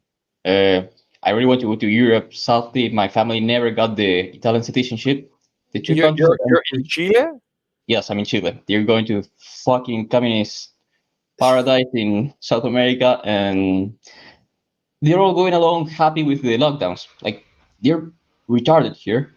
Yeah. It's insane. I had to get a cat myself to not continue going like that. Uh-huh. Well, the two countries that I'm seeing are the Netherlands and Poland. Maybe Russia, but that's another story. Thankfully, I have connections, or a girl with the Dutch citizenship. She's a couple years older, so she's a nice project. I like her. There are some problems, but workable. So if I choose to go that road, I really want to exhaust it. So I make a decision because I'm feeling stagnated. I'm very concerned about how slightly progressive the country is and how multicultural it's getting. So to be more direct, my question is, how do I move there and get a hold? I cannot just go as a tourist and hope I just get a job. You were giving some advice like, yes, get your passport, travel first, get contacts. Sadly, I don't have any of that. Okay, where are you from, by the way? What? Where are you from? I'm from Paraguay. My family's from Argentina. I honestly identify myself much more with Argentina. Okay, so are you of Italian descent? Yes. Can you find out about getting that Italian passport? I've been wanting to do that since I'm 13. And? Also my dad, but it's problematic. So we never got it. Okay. I just assume I cannot. I would look into moving to Russia, because Russia seems to be the future in a lot of ways. They will be the Western superpower. I do see them as West. I don't know about that, but what I do see is that, with its alliance with China, I think that there are all kinds of opportunities long term in Russia, because this alliance with China, this is permanent. This is for real. And now Holland is a great place. I mean, Netherlands is a fantastic place, but if you're going to have like all kinds of problems getting residency, then it's just not worth it. Because to go to Holland, to take advantage of the Netherlands, you have to have residency, legal residency, because so you can establish a bank account and get a job and establish a business. And I mean, I have to insist, Netherlands is a fantastic country. I loved it. I really, really loved it. It's so well organized and everything just works all the time. Everything is fantastic. The people are friendly. It's just terrific. But you have to have residency there. And I don't know how you would get it being a Paraguayan citizen. Now, in Russia, I wouldn't know either. But the thing is, I think that long term for a young guy, there are more opportunities in Russia than in the Netherlands. Yes, because I see the Netherlands as a very expensive country. So even the same strategy is going to be much harder to achieve in the Netherlands than Russia or be it Poland. Yeah, and I think that Poland is going the way of Europe, because they are so aligned to the European Union, whereas Russia, I see Russia's future. Okay. My only concern with Russia is that they're Orthodox. I like that they're Christian, but I would like a country that has a Catholic background. I think that it's close enough. Okay. Are you that religious? Is it that important to you? Not religious, but I put a lot of value in it for the social balancing advantage that it brings. Well, no, I would say that the Orthodox. No, I don't think it's a stumbling block. I think that you're limiting yourself. Don't limit yourself. Go check it out. Check it out. Yeah, that's what I think. Okay. Thank you, Coach. Have a good weekend. You too. Take it easy. Hey, Konstantin, how's it going? Hello, can you hear me? Yeah, I hear you fine. What's on your mind? To the previous speaker, Guldo, in Orthodoxy, if you have a beard and you're a man, you're like committing less sin or whatever. So, yeah. Yeah, I don't know about that. But anyway, what's on your mind, man? I have a few questions. So to Richard, if he wants a woman who at least has a high IQ, I suggest him reading a book, Curse of a High IQ by Aaron Clarey. It will give him some clarity. Then another thing, whenever you said that if you're walking down in Eastern Europe and at least an hour you can see a woman who's that hot who could be a model, that is correct. I saw at least a few. Another thing, what about, do you think, getting an education in USA? Because my thing is that... No, it's garbage. It's garbage. It's garbage and overpriced. Don't get it in the US. What about in STEM? Well, then I don't know. But even there in STEM fields, it seems like there's a lot of bullshit going on. A lot of critical race theory bullshit, and a lot of courses that you have to do, like required courses. Okay, so I think it's a waste of time. But you got to figure it out for yourself, and you should look at the syllabus of the universities and the field of study that you're interested in, and make sure that it doesn't have any of this this ideological bullshit. You don't want to be paying good money to be taking these stupid courses. On top of that, American universities are so fucking expensive, man. It's a way to milk money out of students. So I'm against it. But if you're insisting on it and you can see like a direct benefit insofar as the cost is concerned, well, you're a grown man. You figure it out. My thinking is that, for example, Oxford or whatever, that university was known for a very long time. It just like has history. So sure, it's one of the oldest universities in the world. Yeah. So my thinking is similar like that, because that university is not going anywhere. It's not going to be destroyed. It's still standing. See, Constantine. Okay, first of all, Oxford is the top echelon in the United Kingdom, and the prices are very different. You were asking me about American university, and an American university, they're extremely expensive. And ultimately, it doesn't matter what reputation it has. If you go into enormous debt to finance an American education, and you don't make the money out of it, I mean, you got to look at it as a cost-benefit analysis. Yeah. Okay. And so you got to say to yourself, is it worth it? Is it worth spending $100,000, $150,000, $200,000 on a degree from an American university? And I'm going to wind up, you know, with a $60,000 a year job. I'm going to be saddled with debt for decades. Do I really want that? But isn't it smart to get debt in today because of inflation? Well, yes. But the thing is, see, a degree, how long is that going to take you? Several years. Yeah. And during those times, they'll probably index the debt. And also, you have to make sure that the debt is not indexed for inflation somehow, and that the interest rate is fixed and not variable. If you have a variable rate interest rate, then you're fucked. You're absolutely totally fucked. Okay. So, yeah. I mean, you have to look at all those factors. See, I think it's a waste of time. I got an Ivy League degree, and back in the 90s when it was overpriced, but not that overpriced. And retrospectively, I'm not sure if it was the smartest decision. I'm leaning towards no. Anything else on your mind, Constantine? What about Italy? No opinion? Yeah, it's shit. It's beautiful architecture, but it's overrun with immigrants, and it's collapsing. It's going down like the rest of the West, right? Yeah, pretty much. Pretty much. Like I said, the rest of Eastern Europe, it's not worth it. That's my opinion. Yeah. Take it easy. Hey, Ben Dover, how's it going? Yo, hey. Yeah, my question was basically, you're talking so shit about the Eurozone, but sorry, man, I've lived there. I know it. No, all good. But you're moving all your money from dollars to euros, and like in a kind of an autistic way. Like you're not looking at the process. Like you're not looking at like if the world reserve currency is gonna collapse. Like where is everybody gonna like? You're not. You're go to the euro. Yeah, I'm looking at it as a process. No, it's not, because Japan is gonna crash. Japan basically hold a ton. They hold a ton of American debt. Yes, so everybody's like, the whole world is going to be in turmoil, and why would anybody trust another fiat currency after that? Okay, because see, as a practical matter, no, fiat like work. What I'm trying to say is, I can agree with you in the end that it's going to go there, but there's going to be so many stages in between where there's going to be so much people are going to a ton of people are going to flock into gold, and a ton of people are going to flock into crypto.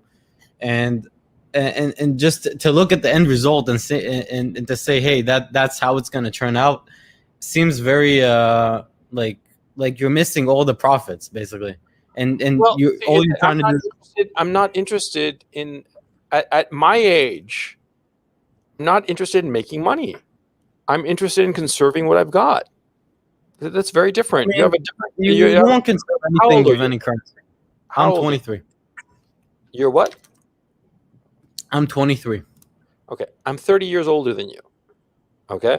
And so the idea of me, desperately trying to make any profit in anything, I don't give a shit anymore. See? I don't have any material needs anymore. I figured out that what I personally need, okay, is something like $1,200 a month. Okay. 500 of that for my office, and 700 on various expenses, because I don't need shit anymore, because I'm not interested. I don't need stuff. I mean, look, I have a monthly nut of, I don't know, 15 grand, 15, 17 grand, because I have a lot of obligations to a lot of different people.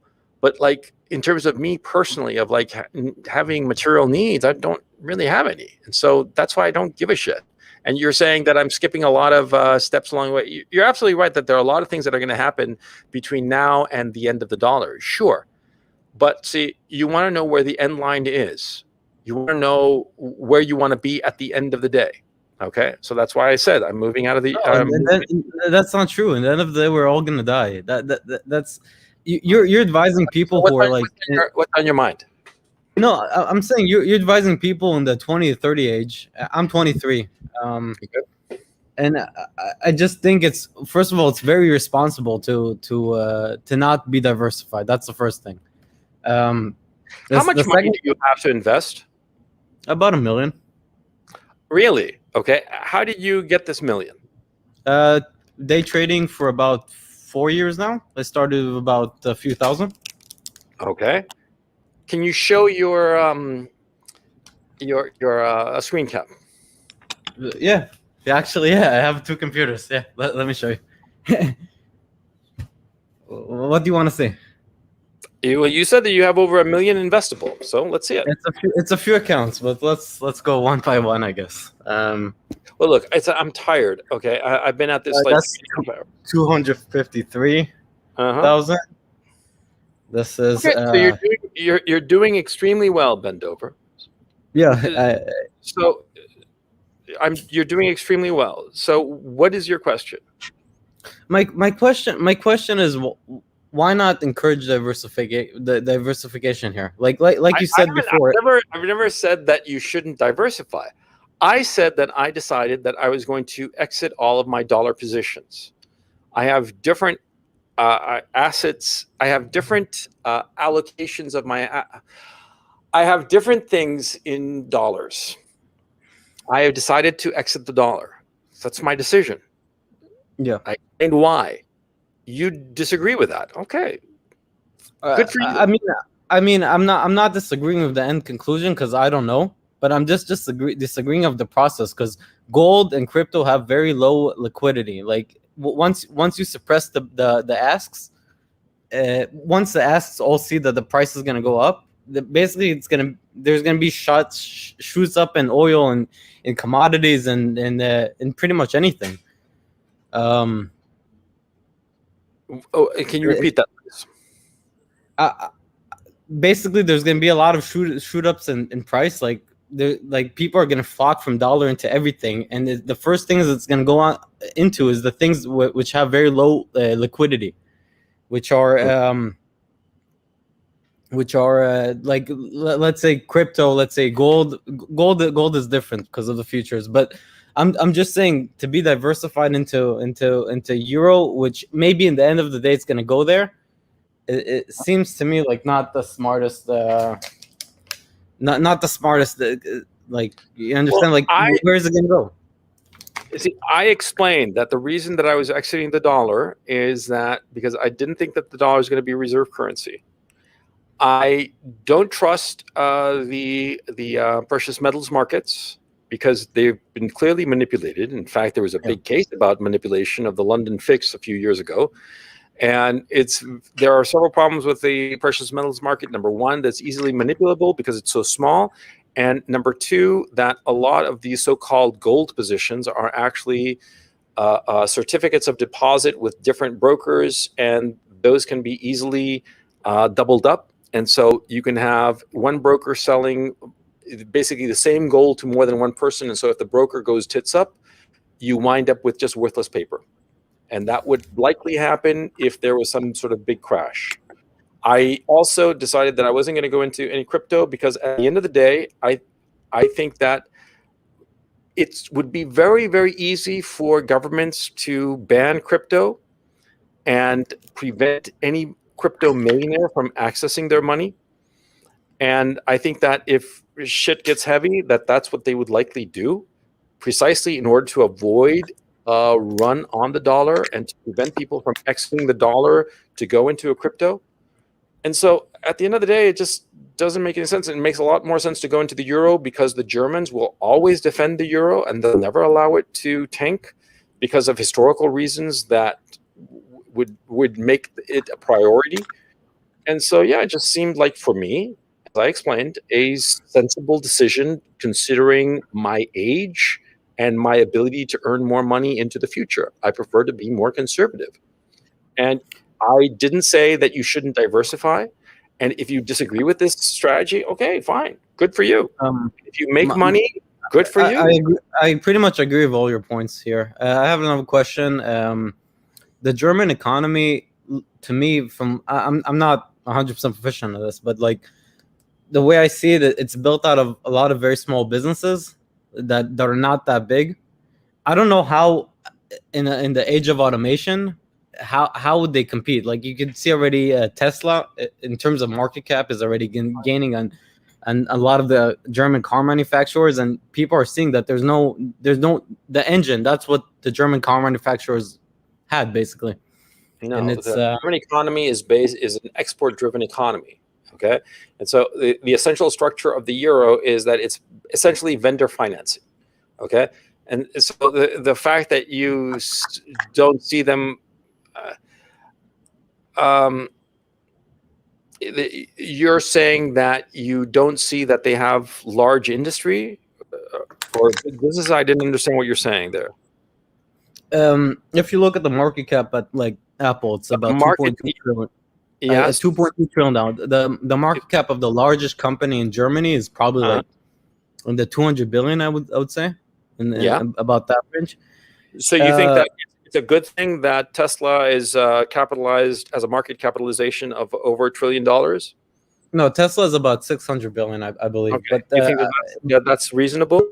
That's not, obviously it's not reasonable, but I'm just saying that in the future, like the German car manufacturers have much less. How does automation have anything to do with the market capitalization of German companies? I would just say it's more it's not diversified, but it's more built spread out in terms of German companies. It's more built smaller, and smaller things are much easier to destroy. It's like Apple is not going down. Apple's not going down ever.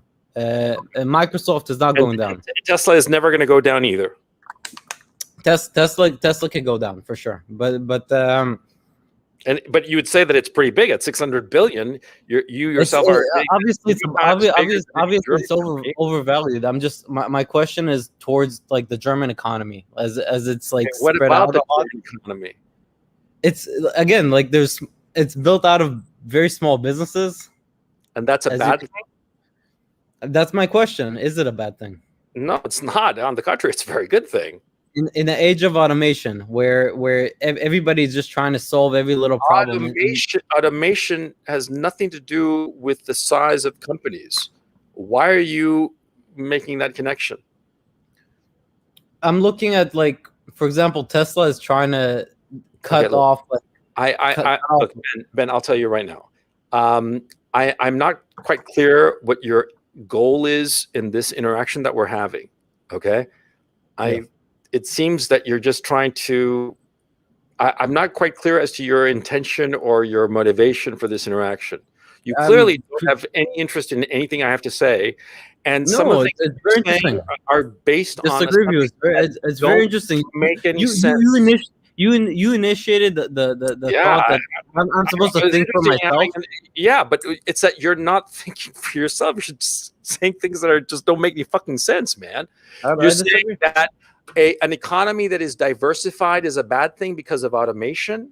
I'm not saying that. I'm saying small businesses doesn't have companies that are excessively capitalized is a bad thing. So you're saying that that's not what I'm saying. That's not what I'm saying. You're saying that the German economy, like Germany, you're just trying to throw words that make some sort of sense. No. I'm trying to explain myself, but I'm you're not explaining yourself at all. Okay, you're sounding like somebody who's just throwing words to see what sticks, and you're trying to come across as clever. And I'll tell you right now, you don't sound clever. You sound like you don't know what the fuck you're talking about. And if you are as successful as you claim to be, then it sounds like you got really, really fucking lucky and have no fucking clue whatsoever about kind of macroeconomic or microeconomic issues.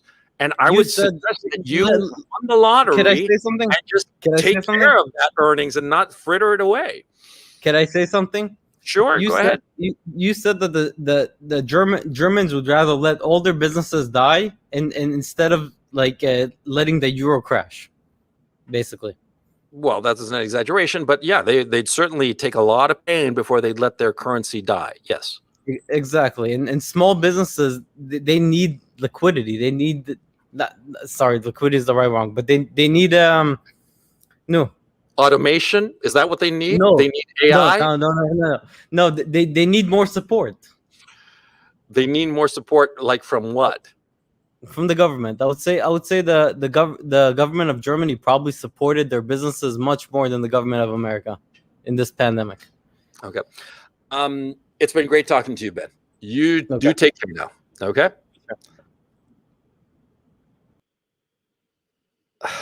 Anthony, how's it going? I'm okay, sir. How are you doing today? Pretty good, pretty good. What's on your mind, Anthony? Okay, I just got a couple of questions. I don't know if you talked about this earlier and I missed it. What did you think about Iceland and Switzerland? Yeah, I saw that in the chat. I don't follow the chat that carefully, unfortunately. That popped out. Iceland and Switzerland are both very expensive countries to live in. Okay, Iceland because of its remoteness. Switzerland because I suppose it's remoteness as well, but just expensive because a lot of money goes to Switzerland. The problem with Iceland is that it's very far away and there isn't a lot to do, and any kind of opportunities have already been filled up. And so Iceland, and also it's a very small country. It only has a couple 100,000 inhabitants, I believe. I don't actually know, but I mean, it's small. And problem with Switzerland is that if you're an American citizen, you can't open a bank account there. Okay. Oh. So essentially, you're kind of like shit out of luck if you go to Switzerland, The only way that you as an American can open a bank account in Switzerland is really through a company that has nominee board of directors, and that's a fairly convoluted and expensive process. At the end of the day, it costs you, I don't know, at between 5 and 15 grand a year to support a company so that you can have at least on paper, so that you can have a bank account in Switzerland. That's a lot of money to just have a bank account. So you better be making a lot of money by having a corporation in Switzerland. And if you don't, then it's a huge expense for no purpose whatsoever. And like I said, personally, you as an American cannot have a bank account in Switzerland because the Swiss won't allow it, because the American government under Obama fucked over the Swiss a few years ago because they wanted to get tax cheats. And so the Swiss basically decided, I think this was in 2012, I think it was, 2011, something like that. The Obama administration fucked over the Swiss, and so the Swiss, and I remember it was with the Wegelin Bank. Wegelin was the first private bank in Switzerland that said no more American customers. And after that, they've expunged. They don't have any business with any American, okay, or any American company. Yeah. So this webinar was for American citizens or people or American residents, and so that's why I didn't bring up Switzerland. Switzerland, it's a disaster insofar as an American citizen is concerned. You can only go to Switzerland and ski and holiday there. You can't do any kind of business there, not in a practical sense. Yeah. That's unfortunate. Thanks. I have have one other question there. Sure, shoot. Okay, Turner earlier he asked a question. I guess it was more focused on. I wanted a little more expansion on it. I didn't quite understand. Maybe I'm a little dense in that area. You mentioned why is it good to stand out? Why is that an advantage? Like if you go to another country and rather than look like anyone else, if you're like short or an Indian or something like that, why is that good to stand out like that? How does that help you? Because people notice you. Yeah, and you got to keep in mind. See, most people, the vast majority of people, are kind and decent, and they'll be interested in you, and they'll be interested in you and want to know you. Okay, so if you stand out, you're more noticeable. Yeah. Wouldn't that make you more like a target though? If you're like target for who? I don't know, because you look different than everyone else. No, No, I think that's a paranoid mentality. When you're going someplace new, there's nothing wrong with standing out. I mean, let's assume that you're not going to some place that's full of criminals, right? Yeah, if you go to any city anywhere in the world and you stand out, people are going to be curious about you. They'll probably come up and talk to you, or they'll be amenable to you talking to them. So yeah, there's nothing wrong with that. And this notion that you're going to be a target for whom? That's from my point of view, it's like American paranoia, which I find kind of ridiculous, because this obsession with being safe and not being a target, it's kind of crazy. Most individuals have no interest in harming anybody else. The only people that they want to harm, for instance, is like in the Middle East, like the Iraqis, they want to harm the American military because they view them as an occupying force, of course. But, if you're some dude, some American guy in, I don't know, Iran, okay? The people in Iran are very friendly, and they'll invite you in for tea and just a talk, and they'll talk your ear off. But they're not going to shoot you or anything like that. Of course not. They're perfectly normal. So this kind of paranoid mentality, it should be avoided at all costs. Yeah. Okay. Thanks for your advice, Coach. That's all the questions I had. I appreciate it. No problem. You take it easy, man. Okay. Hey, MHA, what's up? Hey, Coach. Hey, thanks for the patience, man. You've been at it for a while now. Yeah, I'm gonna call it a stream in a little bit. But what's on your mind, man? Yeah, so I'll be quick about it. I just wanted to talk about my personal situation because for a year now, I've been thinking about leaving Canada. That's where I've been born and raised. I'm finishing my plumbing apprenticeship and heating and natural gas. So yeah. I'm finishing this up. I got some savings and stuff, and this is basically going to be my last year. So I'm actually not white, right? Ethnically, I'm Somali, East African. Yeah. And so the countries I've been thinking about, and also I want to tell you this: the Brazilification is so real, man. I even see it now. It's even worse in third world countries. Like, it's brutal, man. I'll tell you one thing: if you're black in Canada right now, you got an easy street, and if you got like a good trade, you'll make a lot of money. Well. I see it. I'm gonna get taxed up the ass, but I could easily, like, not to brag or nothing. Right now, I'm making a above average income, but when I finish my apprenticeship, maybe 5 years from now, I'd be making bank. I could see it, But like I said, sometimes, like for example, the taxes are pretty bad when you make good money. Either you like stay with the crabs in the bucket and you're poor and you live off the government, or you go on by yourself, and that's what I've been doing. Just I kind of moved out of my hometown. I live in Alberta now by myself. Mm-hmm. And yeah, things are going good, but yeah, just I don't want to ramble too much. So yeah, I was considering like I said, like kind of either going back to East Africa, but like I said, I don't know if I'll do well there. I'm not sure. And I was thinking about Malaysia, but you also said that Malaysia is like, it kind of has that white glow, if they like that. Africa too, like you said, they like white people in Africa, but where I'm from, it's homogenous. So there's not a lot of white people. So that's a good thing. Yeah. And that's why in Somalia, there aren't a lot of white people. So a white person who shows up stands out.